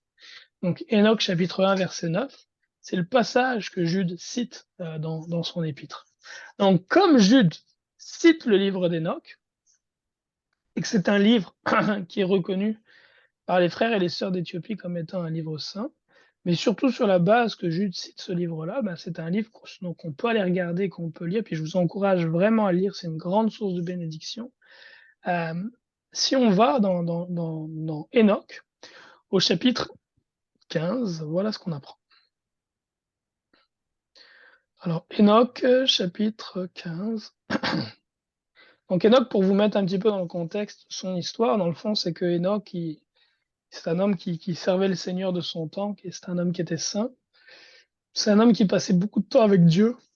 Le livre explique qu'Enoch a commencé à se retirer. Je ne sais plus si c'est dans le livre d'Enoch ou dans le livre de Jachère qu'il en est question, mais ça explique que Enoch a commencé à se retirer au début. Il partait peut-être une journée pour aller prier, puis après ça, il partait 2 jours, puis après ça, il partait 2 semaines, puis après, il partait comme 6 mois, puis tu le voyais plus. Et il partait vraiment longtemps pour être seul dans la présence de Dieu. Et les anges déchus, en fait, les anges déchus ont demandé à Enoch d'intercéder en leur faveur vis-à-vis de Dieu pour que Dieu ne les condamne pas. Donc les anges déchus, c'est les anges dont il est fait mention dans Genèse chapitre 6, ces fameux anges dont il est fait mention aussi, je pense, c'est dans Jude, ou dans Jude, il est question des anges, c'est-tu dans Jude? Ouais, Jude 6, les anges qui ont abandonné leur demeure, dans le fond, et qui sont allés se souiller avec les femmes. Donc Jude en parle, puis Genèse 6 en parle, donc les anges qui sont venus coucher avec les filles des hommes pour avoir une descendance. Ces anges-là, qui ont été condamnés par Dieu, ont demandé à Enoch d'intercéder pour eux envers Dieu. Et en fait, et on va le voir là, la réponse que Dieu a donnée à Enoch, et aux anges, il dit, c'est vous qui étiez supposés intercéder pour les hommes, et non pas les hommes intercéder pour vous. Et là, je vais lire le passage. Chapitre 15, verset 1. M'adressa la parole et me dit, et j'entendis sa voix. Ne crains point, Enoch, homme juste, scribe de justice, approche ici, écoute ma voix, et va, dis aux veilleurs du ciel, les veilleurs du ciel sont les anges déchus, qui t'ont envoyé supplier pour eux. C'est à vous qu'il convient d'intercéder pour les hommes, et non pas aux hommes pour vous. Pourquoi avez-vous abandonné le ciel très haut et saint, qui est éternel? Vous êtes-vous couché avec les femmes? Vous êtes-vous souillé avec les filles des hommes? Avez-vous pris des femmes? Avez-vous agi comme les enfants de la terre? Avez-vous engendré pour fils des géants? Vous donc, saints, spirituels, vivant d'une éternelle vie, vous êtes souillés dans le sang des femmes et vous avez engendré avec le sang de la chair. Selon le sang des hommes, vous avez désiré et vous avez fait chair et sang comme font ceux qui meurent et qui périssent. C'est pourquoi je leur ai donné des femmes pour qu'ils fécondent et qu'ils aient des enfants, qu'ainsi toute œuvre ne cesse pas sur la terre. Quant à vous, vous fûtes d'abord spirituels, vivant une vie éternelle, immortelle, pour toutes les générations du monde. C'est pourquoi je ne vous ai pas attribué de femmes, car le séjour des spirituels du ciel est dans le ciel. Et maintenant, des géants qui sont nés, des esprits et de la chair, seront appelés sur la terre esprits mauvais, et sur la terre sera leur séjour. Des esprits mauvais sont sortis de leur chair, des géants, parce qu'ils ont été faits par les hommes et les saints veilleurs, leur origine et leur premier fondement. Ils seront des esprits mauvais sur la terre, ils seront appelés esprits mauvais. Les esprits du ciel ont leur demeure dans le ciel, et les esprits de la terre qui ont été engendrés sur la terre ont leur demeure sur la terre. Des esprits des géants, des néphilim, qui oppriment, détruisent, font irruption, combattent, brisent sur la terre, et ils font le deuil, ne mangent aucune nourriture et n'ont point soif et sont inconnaissables. Ces esprits s'élèveront contre les enfants des hommes et contre les femmes, car ils sont sortis d'eux. Depuis le jour du meurtre, de la destruction, de la mort des géants, où les esprits sont sortis des âmes de leur chair, que soit sans jugement ceux qui perdront. Ils perdront ainsi jusqu'au jour de l'accomplissement du grand jugement, où le grand temps, où le grand temps prendra fin à cause des veilleurs et des impies. Donc dans ce passage-là, ce qu'on voit en fait par rapport aux esprits impurs, c'est qu'il est dit que les esprits mauvais en fait sont la conséquence des néphilim. Donc les anges ont couché avec les femmes, ils ont engendré des géants, des néphilim. Ces géants-là ont été détruits par Dieu. Et selon le livre d'Enoch, c'est de la chair et de l'âme de la chair de ces géants que sont sortis les esprits mauvais qui se sont répandus partout sur terre. Et Dieu a prononcé une malédiction sur les hommes et sur ces esprits mauvais, en déclarant que ces esprits mauvais opprimeront, détruiront, feront irruption, combattront, briseront et amèneront le deuil partout sur la terre. Donc le travail des démons, c'est celui-ci, c'est d'opprimer, c'est de détruire, c'est de combattre, c'est de briser, c'est d'amener le deuil. C'est le même travail en fait que leur chef qui est Satan. La Bible dit au sujet de Satan, Jésus dit que Satan est menteur et père du mensonge et qu'il vient pour tuer, voler puis détruire. Et c'est vraiment en fait le travail que font les esprits impurs. Donc les esprits impurs, leur travail c'est de tenter, leur travail, c'est de faire sombrer dans le péché. Leur travail, c'est de rendre esclaves. Leur travail, c'est de tourmenter. Leur travail, c'est de persécuter. C'est là le travail des esprits impurs chez les hommes sur cette terre. Et leur origine, ce qu'on voit ici, c'est que leur origine, c'est les néphilim, en fait. Ce ne sont pas les anges déchus. Les anges déchus, eux autres, leur place est, je pense, au niveau du 2e ciel, là, selon ce que je comprends. Mais ce sont des esprits impurs qui viennent justement du mélange entre les femmes et les anges, donc qui viennent de ces néphilim-là. L'autre passage que je peux lire, c'est le chapitre 19.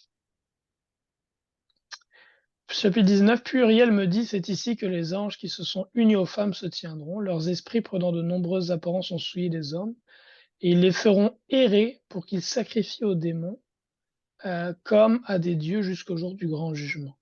Donc là, notre malédiction qui est prononcée cette fois-ci sur les anges déchus, il est dit que ces anges déchus, ces principautés maléfiques, en fait, feront errer les hommes et les amèneront à toutes sortes de cultes idolâtres. Il est dit quant à leurs femmes, donc les femmes, les filles des hommes qui se souillent avec les anges, elles deviendront des sirènes. Donc les esprits, les fameuses sirènes, les esprits de séduction, en Afrique on appelle ça les mamiwata, donc les mamans des eaux, là je pense, si on met ça en français, ces esprits-là de sirènes, en fait, seraient, selon le livre d'Enoch, en fait, la résultante des femmes qui ont donné leur corps aux anges pour procréer les néphilim, les esprits de séduction. Good, fait que ça répond un peu à la question d'où viennent les démons, puis qu'est-ce qu'ils font. Donc les démons tireraient leur origine du mélange entre les hommes et les anges déchus. Et qu'est-ce qu'ils font? Ils viennent tourmenter les hommes, ils les rendent esclaves, ils détruisent, ils font toutes ces œuvres mauvaises dans la vie des hommes. Fait que ça, c'est pour ce premier point. Maintenant, autre point, comment chasser les esprits impurs? Comment chasser les esprits impurs? Joseph, est-ce que toi, tu peux faire un partage avec ton écran? Est-ce que tu as cette option-là? Ouais. Peux-tu aller sur la chaîne YouTube Jésus est le Fils de Dieu? Puis dans la playlist de délivrance, mettons prendre la délivrance du frère Imed, parce que moi je peux pas faire de partage sur mon ordinateur, mais la plupart des vidéos que j'ai sur ma chaîne sont classées au même titre que de la pornographie sur YouTube. Donc quand un ordinateur est en mode restreint, on peut pas y avoir accès. C'est n'importe quoi. T'as plein de vidéos de débauche que tu peux regarder avec n'importe quel ordinateur sur YouTube, mais des vidéos de délivrance ou d'enseignement de la parole de Dieu, ça c'est considéré comme restreint. C'est comme l'ordinateur avec lequel je travaille, c'est un ordinateur professionnel. J'ai pas accès au contenu restreint et donc j'ai pas accès à des vidéos de délivrance ou d'enseignement de la parole de Dieu. Parce que YouTube considère que c'est restreint, c'est dangereux pour les enfants ou n'importe quoi. Mais bon. Tu me disais, quelle vidéo, Mehdi? La délivrance du frère Imed, pour Le illustrer. cours? Ouais, tu pourrais Il y en mettre a celui un, il y a celui de 16 minutes 55 et celui d'1 heure. Ouais, mais celui qui Ou dure une une minute. minute, là. Une minute, Ouais. une minute. OK, pas 1 heure. Une minute. OK. Je vais voir. Donc là, c'est un exemple de délivrance que Joseph va partager. Host Disable Participant Scan Screen. Il faut que tu l'actives. J'active Koui. Le screen sharing. Je peux pas. Mais je peux envoyer le. Plusieurs. Ah, c'est bon. Ouais, plusieurs participants peuvent partager. J'ai fait. OK. Avec le son, on partage le son et l'image. On me dira si vous l'entendez. In the name of Jesus. Là, on n'a pas d'image. On a le son. On a le son, mais pas l'image. Pas de son, pas d'image. Est-ce que vous le voyez ici? Là, l'image est derrière l'écran Zoom. Comme ça, est-ce que ça fonctionne? Ouais, mais. Ah non, excuse-moi, c'est mon écran Zoom à moi qui est devant. C'est bon. C'est bon? Ouais. Juste fais pause. Juste pour mettre en contexte ici, eh ben, déjà le frère Imed, il m'a permis de partager l'enregistrement de sa délivrance sur YouTube. Et puis que le Seigneur le bénisse pour ça, parce que il y a peu de personnes qui ont cet amour-là des autres de partager leur délivrance, puis qui surmontent leur orgueil par rapport à ça. Et le fait qu'il ait partagé sa délivrance, ben, ça permet à ceux qui le voient ben, de réaliser qu'eux-mêmes ont besoin de délivrance et de venir à la délivrance. Fait qu'Imed, c'est un frère qui a rencontré le Seigneur Jésus-Christ il y a plus d'une dizaine d'années. Il vit en Tunisie. Puis il a beaucoup de zèle pour le Seigneur, il évangélise, il va même dans le sud de la Tunisie auprès des extrémistes musulmans apporter l'évangile de Christ.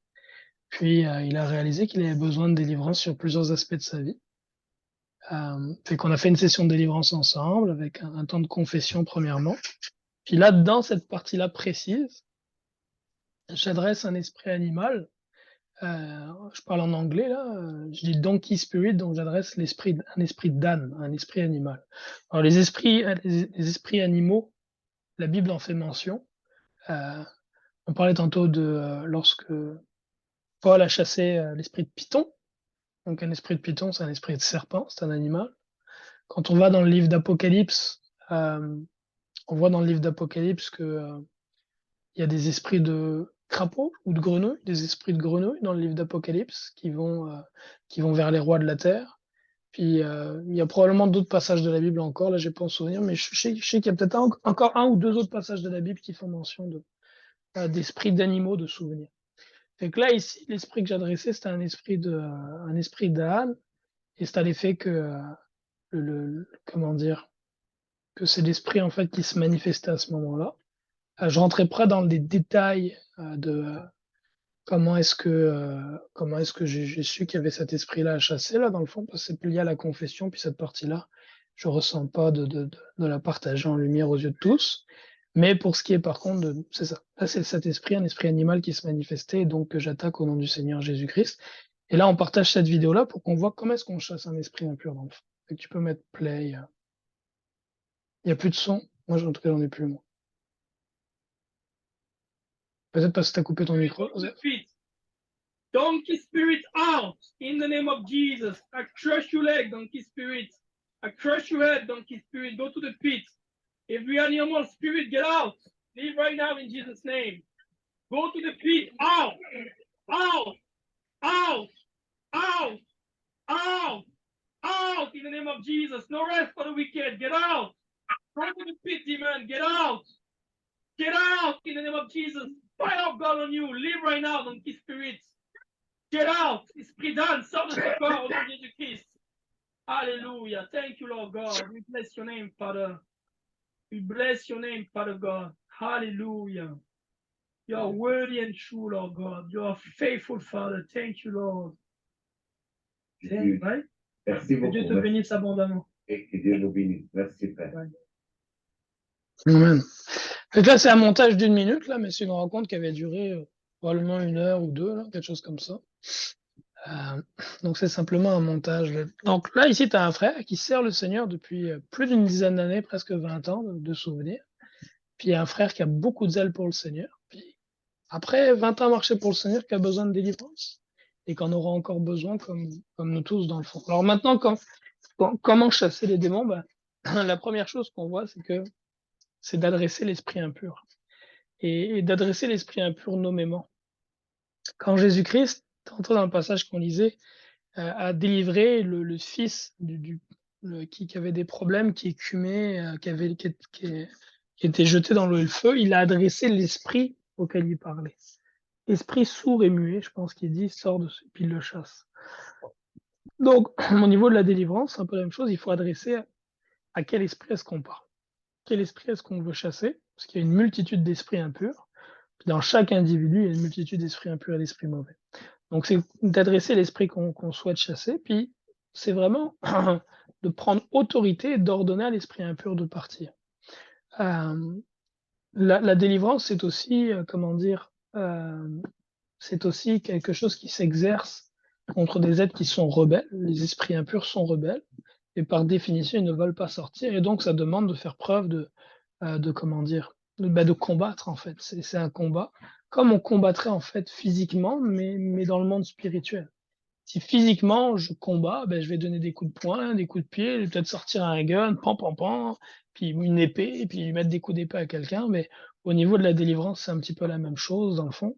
Et donc, on doit utiliser toutes sortes d'armes dans la délivrance, des armes qui sont diverses et variées. Alors, il y a une arme qui est très efficace, c'est celle de la parole de Dieu.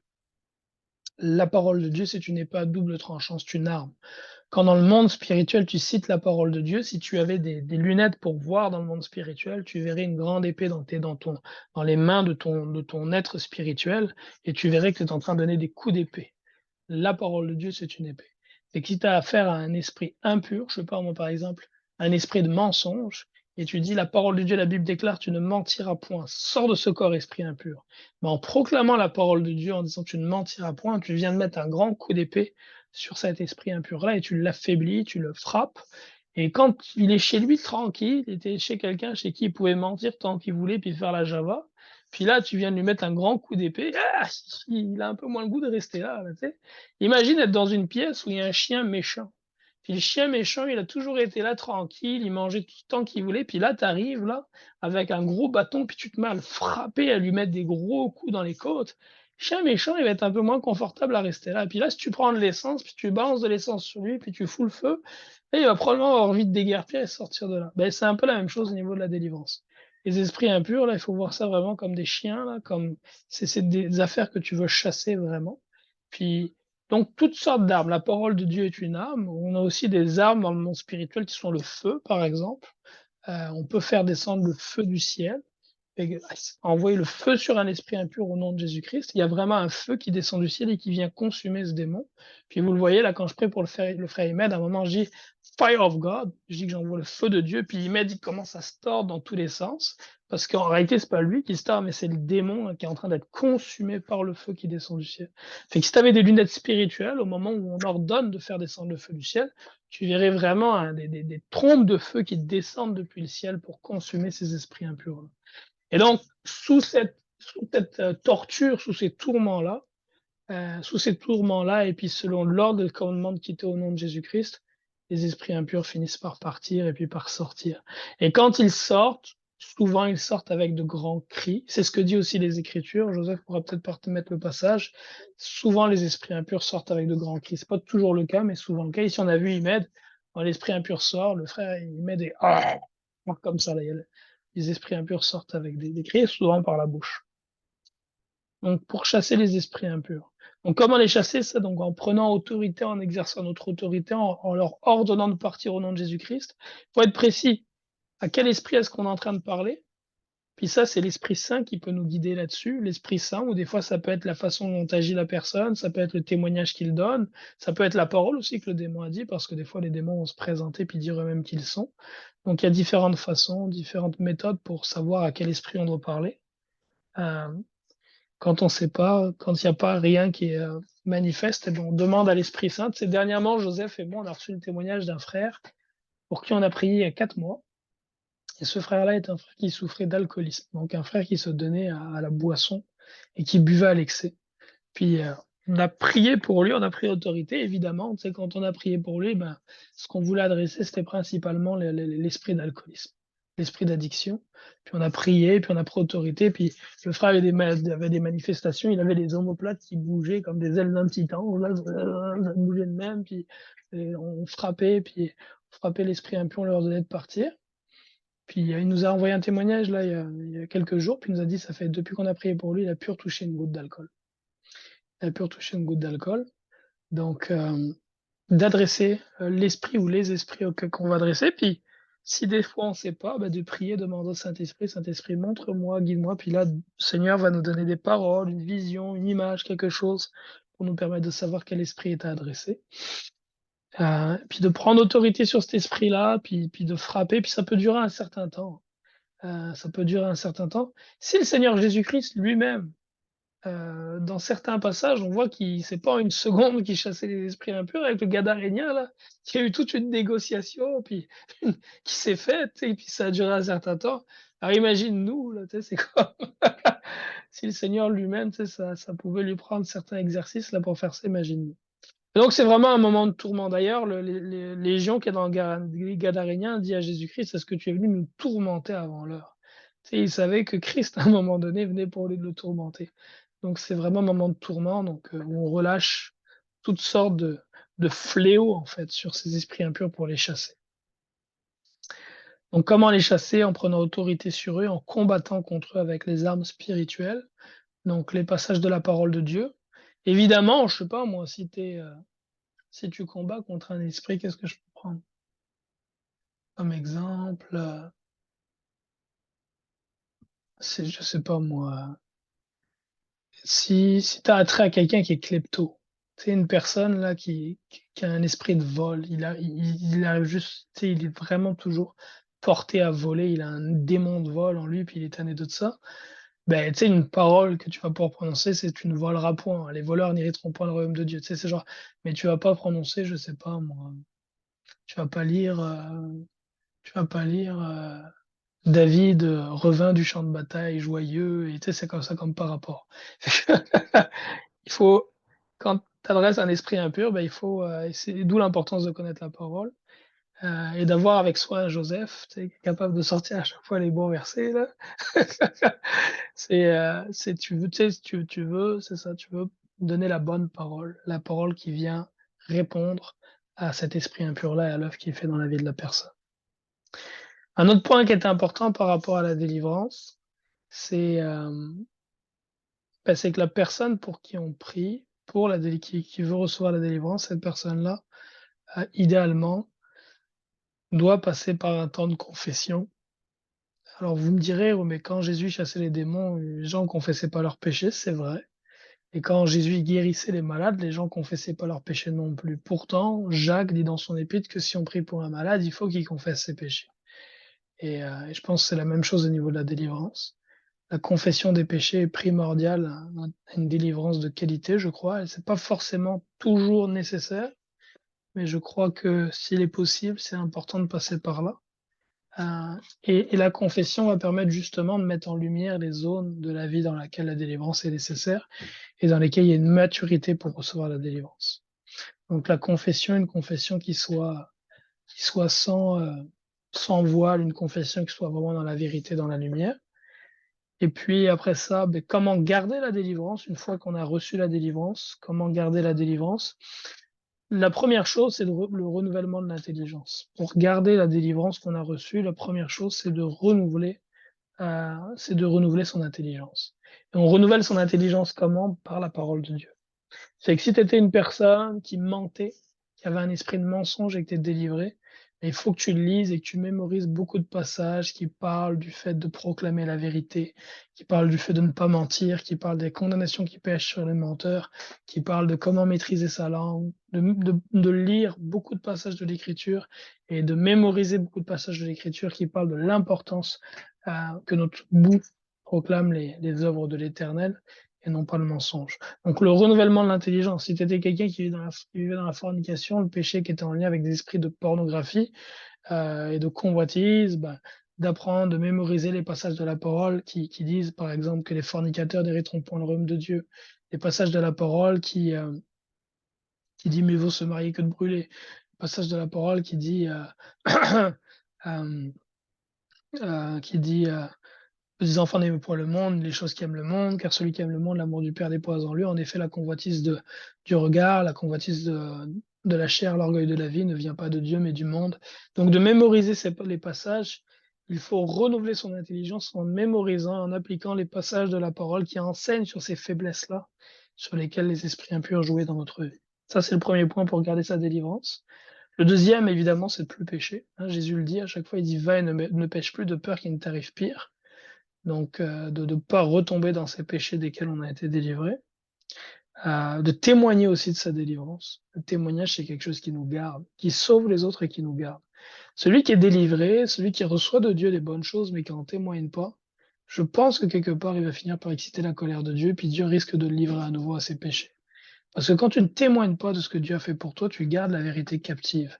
Tu gardes la gloire, tu caches la gloire de Dieu. Puis le Seigneur, il fait toutes choses pour sa gloire. Fait que si on ne le glorifie pas dans ce qu'il a fait dans notre vie, à un moment donné, là, moi c'est ma compréhension, tu risques d'exciter la colère de Dieu pour qu'il te livre à nouveau au péché dont tu as été délivré. Le Seigneur le montre là qu'il n'aime pas ça là, avec les 10 lépreux. Il guérit 10 lépreux de la lèpre, puis il y en a juste un qui revient pour le remercier, pour témoigner. Et Jésus il dit, mais écoutons, ils sont où les 9 autres? Vous n'étiez pas 10? C'est notre responsabilité quand on a reçu de Dieu quelque chose, de témoigner de ce qu'il a fait pour nous. C'est notre responsabilité, puis c'est une responsabilité qui est importante. Et donc, ça, c'est un élément qui est important. Et une autre chose que je pourrais aussi conseiller, c'est de revenir à celui qui a prié pour toi. Tu sais, en général, tu peux être délivré de quelques esprits impurs en priant toi-même pour toi, mais par expérience, le plus gros de la job, tu ne seras pas capable de le faire toi-même. Ça prend l'aide des frères pour le plus gros de la job. Peut-être le Seigneur peut te permettre de faire un petit morceau toi-même. Moi, c'était le cas pour moi. Première délivrance que j'ai reçue, c'était un esprit de convoitise. Puis, je m'étais délivré moi-même au nom du Seigneur Jésus-Christ. Mais après, là, depuis toutes les autres délivrances que j'ai reçues, c'est des frères qui ont prié pour moi. Puis, depuis la première délivrance que j'ai reçue, d'esprit impur en 2019, je pense que j'ai reçu peut-être 6-7 délivrances depuis. Donc 6-7 sessions de délivrance, devrais-je dire. Puis à chaque fois, c'est des frères qui ont prié pour moi. Et donc, je dirais, reviens à celui qui a prié pour toi, pour témoigner de ce que Dieu a fait, puis aussi pour continuer à avancer dans la délivrance, pour recevoir davantage de délivrance. Right, fait que c'est un petit peu ça que j'avais à cœur de partager aujourd'hui. Ça fait le tour des éléments que je voulais aborder. Le seul point dont j'ai pas parlé, c'est comment est-ce qu'entre les démons, je vous en ai parlé brièvement, les démons, les esprits impurs, ils entrent dans la vie par l'héritage, premièrement. Tu sais, si tu as une mère qui était adultère, par exemple, il est fort probable que tu naisses avec un esprit d'adultère. Si tu as un père qui était un menteur, il est fort probable que tu naisses avec un esprit de mensonge. Si ta grand-mère était une sorcière, il est fort probable que tu naisses avec des esprits reliés à la sorcellerie. Si, je vais prendre l'exemple, mettons au Cameroun, si ta famille avait les totems, puis que dans ta famille, le totem, c'est le léopard, il est fort probable que tu as un esprit de léopard, par exemple. Si dans ta famille, il y a un totem qui est, je sais pas moi, le serpent, il est fort probable que tu aies un esprit de serpent. L'idée, c'est que tu nais avec un héritage.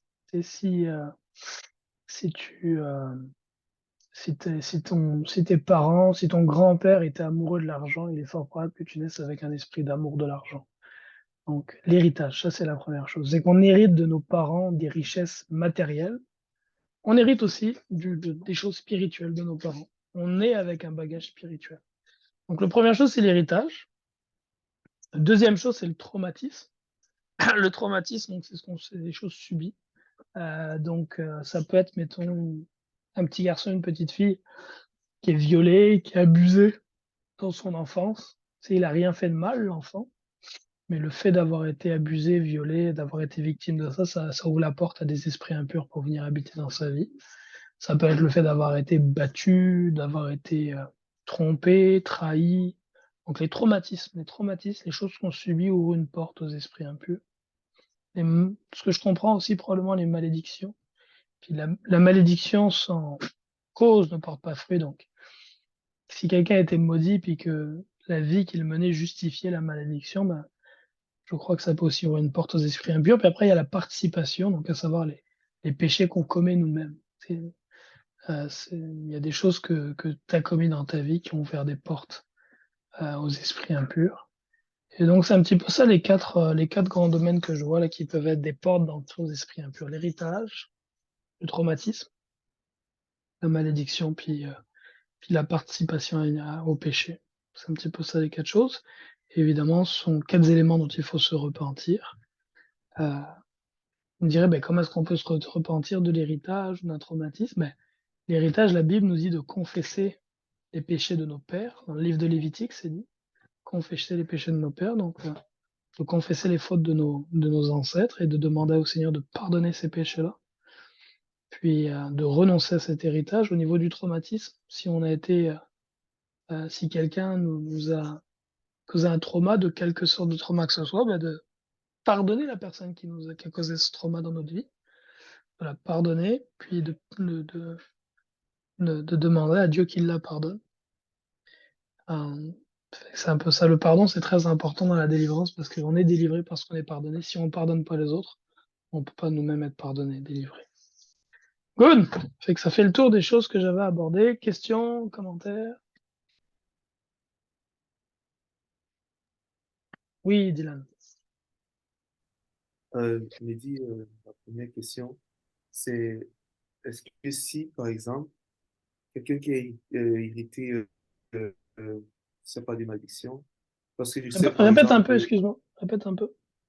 en fait, comme tu as pris bien l'exemple du Cameroun, dans plusieurs familles au Cameroun, notamment mais aussi la mienne, il y a la sorcellerie pratiquée. Si, par exemple, les grands-parents étaient aussi inclus dans cette pratique, et puis je viens à Christ, par exemple, et puis avant de me faire baptiser, je confesse mes péchés.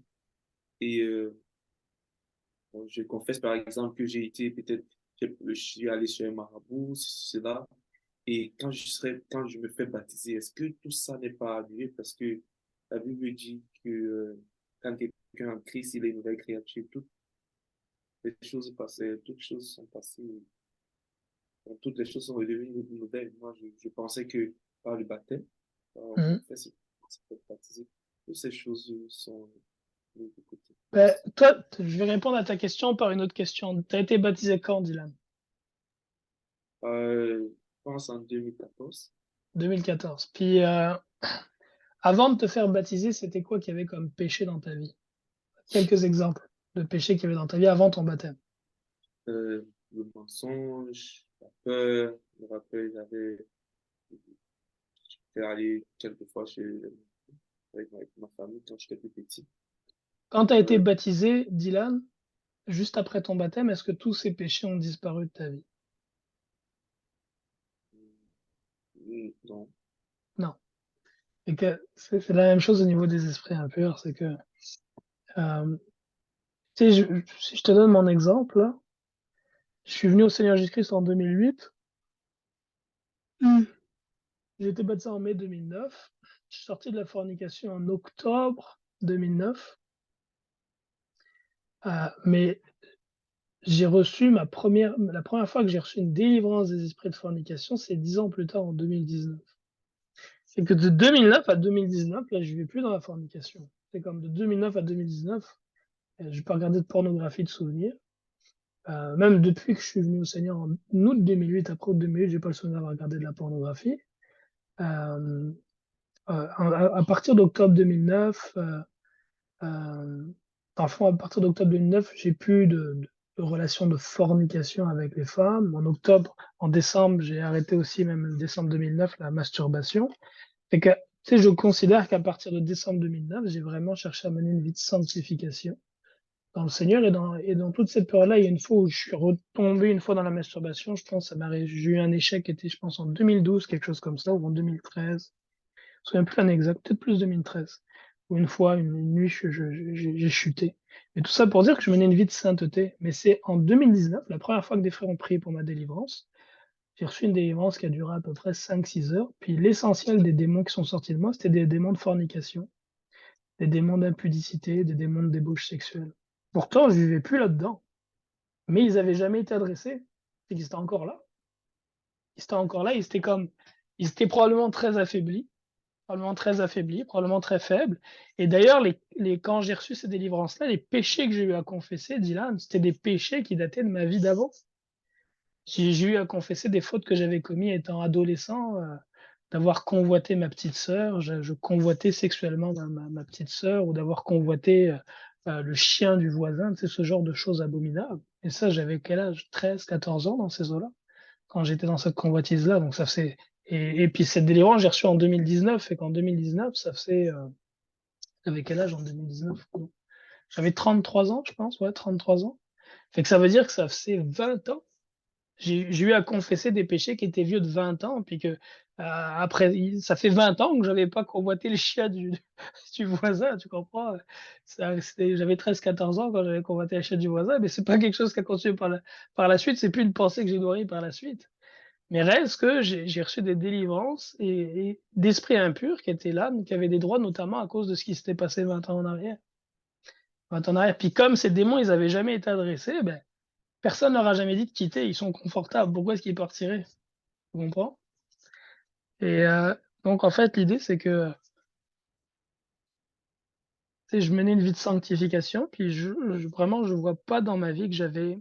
Il y a un problème que j'ai eu dans ma marche chrétienne, c'était la convoitise du regard. Voilà, c'est un problème que j'ai dans ma marche chrétienne. Même si j'ai donné ma vie au Seigneur Jésus-Christ, je continue à avoir des combats, tu sais, quand mettons, j'étais dans les rues de Montréal ou à l'université, tu sais, des femmes qui passent en décolleté, en mini-jupe, c'était difficile dans ma tête, là. C'était vraiment difficile. Mais à part mais c'est pas quelque chose où j'allais forcément comme me donner. Tu sais, je combattais quand même, mais reste que c'était difficile. Mais je veux dire, tu sais, je vis plus dans la débauche sexuelle, je vis plus dans la fornication, je vis plus dans la masturbation, je vis plus dans la pornographie, mais reste que j'ai été délivré d'esprits qui étaient reliés à ces choses-là. Puis donc tout ça pour dire que selon ce que je comprends et mon expérience, tu peux avoir une vie, c'est une victoire en fait sur tu peux avoir une victoire sur les comment dire, sur les esprits impurs, sur le péché, mais ça reste qu'il faut adresser l'esprit impur. Puis ce que je comprends, puis là c'est je parle de choses qui sont pas forcément écrites, puis c'est plus par rapport à l'expérience là. Et ce que je comprends, c'est que si mettons tu as la victoire sur un péché, puis avec la grâce de Dieu puis la discipline, tu réussis à vivre une vie où tu pratiques plus ce péché-là, mais que l'esprit impur, lui, n'a pas été chassé. Ma compréhension, c'est qu'à un moment de faiblesse, soit parce que tu es fatigué physiquement, spirituellement, parce que tu n'as pas assez prié, ben, cet esprit-là pourrait saisir l'opportunité pour comme remonter puis reprendre sa place dans le fond. C'est très important d'adresser donc c'est ça, les esprits impurs. Puis tu sais, je peux te donner d'autres exemples. Quelqu'un qui vient à Christ, puis il y a des gens, tu sais, pour qui on va prier, tu sais, les esprits qui sont hérités. Quel exemple je peux donner? Tu sais, j'ai été délivré d'un esprit de la mort. Quand j'ai été délivré de l'esprit de la mort, j'ai eu à confesser des choses, là, Dylan, là, j'ai fait que je confesse le judo, d'avoir pratiqué le judo. le judo. Puis écoute, j'ai fait du judo, j'avais quoi, 7 ans? J'avais 7 ans, puis jamais j'aurais pensé que c'était mal, tu sais. Puis c'est mes parents qui m'avaient inscrit là-bas. Mais oui, le judo est une activité. Et il y avait c'est un esprit. En fait, tout ce qui est les arts martiaux, là, c'est des esprits impurs qui sont reliés à ça. Karaté, il y a un démon qui s'appelle karaté, qui est d'ailleurs un démon qui est physiquement très puissant. C'est toutes ces affaires-là, la karaté, jujitsu, là, c'est toutes des affaires reliées à des démons et des esprits impurs. Je lui ai confessé quoi? D'avoir regardé les films d'horreur Scream quand j'étais adolescent. Puis je regarde plus de films d'horreur depuis des années, des décennies. Tu sais. Donc, malgré le fait que je me sois repenti, que j'étais baptisé au nom du Seigneur Jésus-Christ, bah, c'était encore là, il fallait l'adresser. Un exemple que je peux donner pour ça, Dylan, là, de l'Ancien Testament, c'est le moment, pour que tu puisses le comprendre, là, c'est le cheminement du peuple d'Israël. Israël est dans l'esclavage, dans la servitude en Égypte. Dieu combat contre Pharaon. Il libère son peuple. Le peuple d'Israël prend le chemin de la mer Rouge. Pharaon les poursuit. Dieu ouvre la mer Rouge. Israël passe par les eaux de la mer Rouge. Paul nous dit que ces eaux-là, c'est une image du baptême que nous vivons en tant que nouveaux croyants. Pharaon et son armée, ils sont enfermés là-dedans, dans les eaux de la mer Rouge. Ils restent là. Puis là, après ça, dans le désert, ils vivent un cheminement, ils se rebellent, etc. Et puis ils arrivent en Canaan. Quand ils arrivent en Canaan, est-ce qu'au moment où ils ont mis le pied, ils ont traversé le Jourdain, est-ce qu'au moment où ils traversent le Jourdain et qu'ils mettent le pied en Canaan, est-ce que là, tous les peuples ennemis disparaissent? Non. Dieu leur dit très clairement, c'est un par un que vous allez les adresser puis les chasser, tribu par tribu et nation par nation. Et il dit de peur que si je les chasse tous d'un seul coup devant vous, ben, les animaux sauvages se multiplient dans le pays et toutes ces choses-là. Hein. Et donc, ils ont eu à travailler. Et tu vois que l'erreur qu'ils ont fait, et c'est l'erreur que font beaucoup de chrétiens aussi, c'est qu'ils n'ont pas chassé toutes les nations étrangères. Ils en ont chassé quelques-unes, puis là, ils se sont dit, bon, là, on est correct avec ça. Et les quelques nations qu'ils n'ont pas adressées, là, c'est eux qui sont devenus leurs ennemis, puis qui ont, comment on dit, participé à les faire tomber dans l'idolâtrie par la suite et les éloigner de Dieu. Ils n'ont pas été jusqu'à ces mêmes nations qui sont là encore jusqu'aujourd'hui, qui persécutent Israël jusqu'aujourd'hui, les Palestiniens. Donc ils n'ont pas détruit jusqu'au dernier ces nations-là. Ils n'ont pas pleinement pris possession. Et donc, c'est pareil. On vient à Jésus-Christ. Le Seigneur, il nous sauve. Après, il faut qu'on combatte, puis qu'on adresse ces esprits impurs-là. Et je sais pas si ça répond, Dylan. Ouais, ça répond, merci. J'avais pour agrémenter qu'est-ce que tu viens de dire, Mehdi, c'est aussi la conception que j'avais, Dylan, au début. Moi, je suis venu au Seigneur via une jeune femme, puis après ça, j'ai suivi un peu seul, puis après ça, j'ai commencé à faire la délivrance, puis je me suis retrouvé dans une assemblée baptiste où est-ce que j'ai cessé de faire ça, à cause que dans la conception que l'assemblée avait, dans le fond, les délivrances étaient terminées, c'était plus nécessaire. Puis, tout ça pour dire qu'une progression spirituelle, on arrive, puis on a plein d'accès à l'héritage que le Seigneur nous donne, mais de l'autre côté, on arrive, un peu comme les versets que j'ai proposés, on arrive, puis on commence au lait spirituel, puis il y a une progression. On n'arrive pas, je veux dire, ça, mettons, j'ai fait un meurtre avant de m'être converti au Seigneur, mais les conséquences du péché vont me suivre, même si je suis Seigneur, que ce soit de manière spirituelle, de manière légale vis-à-vis des hommes. Donc, de la même manière, il y a des choses à construire. Si je reviens à mon témoignage personnel, j'ai été 10 ans aveuglé, fermé d'esprit par rapport aux délivrances. Donc, pour ma part, je ne les acceptais pas. Donc, je restais dans une je ne pouvais pas adresser ces choses-là tant que je les niais. Mais au moment donné où est-ce que je me suis repenti, puis j'ai accepté la possibilité que j'avais tort, le Seigneur a ouvert les portes, puis j'ai eu des grandes délivrances dans ma vie. Puis là, il y a eu ces progrès-là dans ma vie.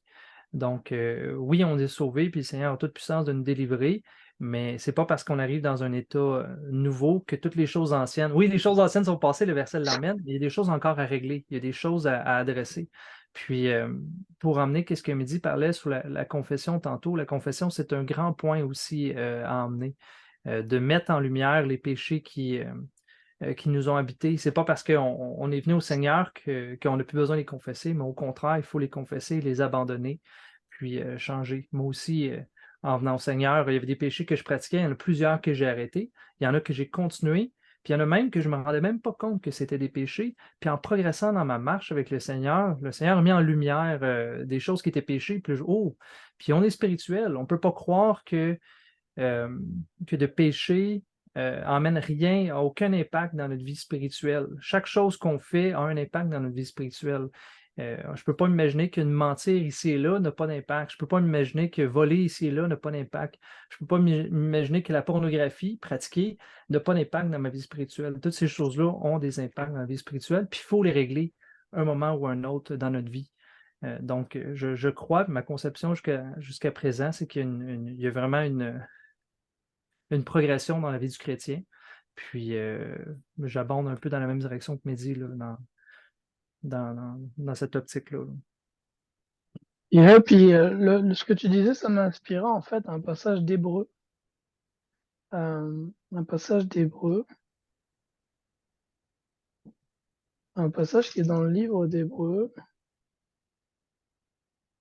Que je disais hier.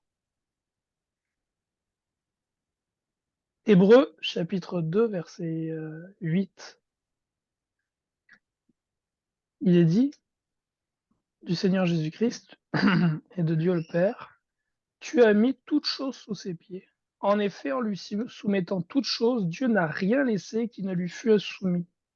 Cependant, nous ne voyons pas encore maintenant que toutes choses lui soient soumises. Et qu'il est dit que dans le livre d'Hébreux, il est très clairement dit que tout a été mis sous les pieds du Seigneur Jésus-Christ, mais que pour le moment, on ne voit pas encore pleinement que tout a été mis sous ses pieds. Et je pense que c'est un petit peu pareil avec la nouvelle naissance, à savoir que quand le Seigneur il te sauve, je pense que l'œuvre principale qui se fait là, c'est le pardon de nos péchés quant au salut. Donc quand tu passes par les eaux du baptême, tes péchés sont pardonnés. Tu as acquis la mort de Christ, de sorte à ce que si tu meurs, tu as accès au royaume de Dieu. Ça, c'est un point. Par contre, pour ce qui est de la délivrance et de la sanctification, ben, ça te met à l'entrée de Canaan, puis là, à toi de combattre avec le Seigneur pour renverser les nations étrangères qui sont là. C'est quelque chose qui se fait étape par l'étape. Puis, tu sais, c'est comme, si tu penses un peu, là, Dylan, si tu analyses ta vie, tu prends le temps vraiment d'analyser ta vie très clairement, différents aspects de ta vie, tu vas très clairement voir que, ben, oui, toutes choses sont faites nouvelles, mais en même temps, c'est vrai que dans ma vie, je vois pas forcément que sur tous les aspects, tout est fait nouveau. Et je reprends le témoignage de Joseph tantôt. L'une des délivrances qu'il a reçues, c'était par rapport à un esprit on pourrait appeler ça un esprit de colère, Joseph. Ouais. C'est Joseph, il allait se réveiller le matin, là, il n'y avait aucune raison, là, il n'y a personne qui avait marché sur ses pieds ou qui avait renversé un café sur son pantalon ou rien, mais il allait juste être comme irrité. Des jours comme ça, là, ça donnait, est-ce que c'est par rapport à l'alignement de la lune, des étoiles, j'en ai aucune espèce d'idée, mais des jours où il se levait, puis il était irrité. Puis il avait remarqué que ces jours-là où il se levait qui était irrité, c'était pas juste lui, mais les autres membres de sa famille, donc ses frères, étaient aussi irrités les mêmes jours. Fait que là, ça lui a sonné une cloche, j'ai dit, coudon, il y a quelque chose qui est bizarre là. Et pourtant, il était déjà repenti, né de nouveau, rempli du Saint-Esprit. Puis quand on a prié pour lui, après ça, il n'y avait plus ce problème-là. Ça a disparu. Fait que, on le voit clairement dans notre vie qu'il y a des aspects où on voit qui ne sont pas encore pleinement soumis à l'autorité de Jésus-Christ dans notre vie. On le voit très très clairement. Il y a des choses qui sont, qui sont, comment on dit, qui sont obvious. Comment on dit obvious en français? Obvious, des choses qui sont manifestes. Il y a des choses qui sont manifestes dans notre vie, des domaines de notre vie que c'est manifeste, qui ne sont pas soumis à Jésus-Christ. Il y a d'autres domaines, c'est pas manifeste. Mais comme dit Paul à Timothée, le temps finit par montrer tout ça. Tu sais. Avec le temps, puis en cherchant la face de Dieu, on finit par voir, même les domaines qui n'étaient pas manifestes, par réaliser ces choses-là aussi. Donc c'est un petit peu ça. Fait que j'espère que ce partage encouragera ceux qui sont là et puis ceux qui vont le regarder en différé, à pratiquer la délivrance, puis 2, à recevoir la délivrance. Et moi, je crois sincèrement et humblement que la première chose, avant de pratiquer la délivrance, c'est déjà de la recevoir. Ça, c'est ce que je crois. Que c'est difficile de donner aux autres ce qu'on n'a pas reçu soi-même. Il y a 1 Timothée 5. Les péchés de certains hommes sont manifestes, même avant qu'on les juge, tandis que chez d'autres, ils ne se découvrent que dans la suite. De même, les bonnes œuvres sont manifestes, et celles qui ne le sont pas ne peuvent rester cachées. Alléluia. D'autres questions ou commentaires? Viviane, si tu as une question, on pourra la prendre tantôt, là, à la fin. Sinon, est-ce qu'il y a un frère qui a une question ou commentaire? Sinon, je vais finir par une prière. Père, merci pour ta bonté, ta fidélité, ton amour et ta bienveillance. Et on te rend grâce pour le partage qui nous a permis d'avoir, Éternel. Père, on a parlé de choses qui sont des choses qui nous sont cachées en quelque sorte parce que nous ne voyons pas dans le monde spirituel. Alors c'est en tâtonnant qu'on avance dans cette dimension-là, sur la base de ta parole et puis de ce que nous expérimentons. Père, je suis bien conscient que dans ce que j'ai partagé, il y a probablement des choses qui ne sont pas exactes. Et je prie que tout ce qui est inexact, Éternel Seigneur Dieu, tombe dans l'oubli. Je te demande, Père, que toutes les bonnes choses que nous avons partagées, tout ce qui est exact, pur, droit, trouve de la bonne terre dans le cœur des frères et des sœurs qui l'ont entendu pour amener premièrement la délivrance dans la vie d'un plus grand nombre, sanctification et délivrance dans la vie d'un plus grand nombre. Et deuxièmement, pour permettre, Seigneur Dieu, qu'à leur tour, ils amènent la délivrance à d'autres. Au nom de ton Fils Jésus. Amen. Good. Que Dieu vous bénisse et vous garde. Et je vous souhaite à tous et à toutes une excellente journée, une belle semaine par la grâce de Dieu. Est-ce que j'arrête l'enregistrement? Non, ce que je fais. Arrêtez l'enregistrement.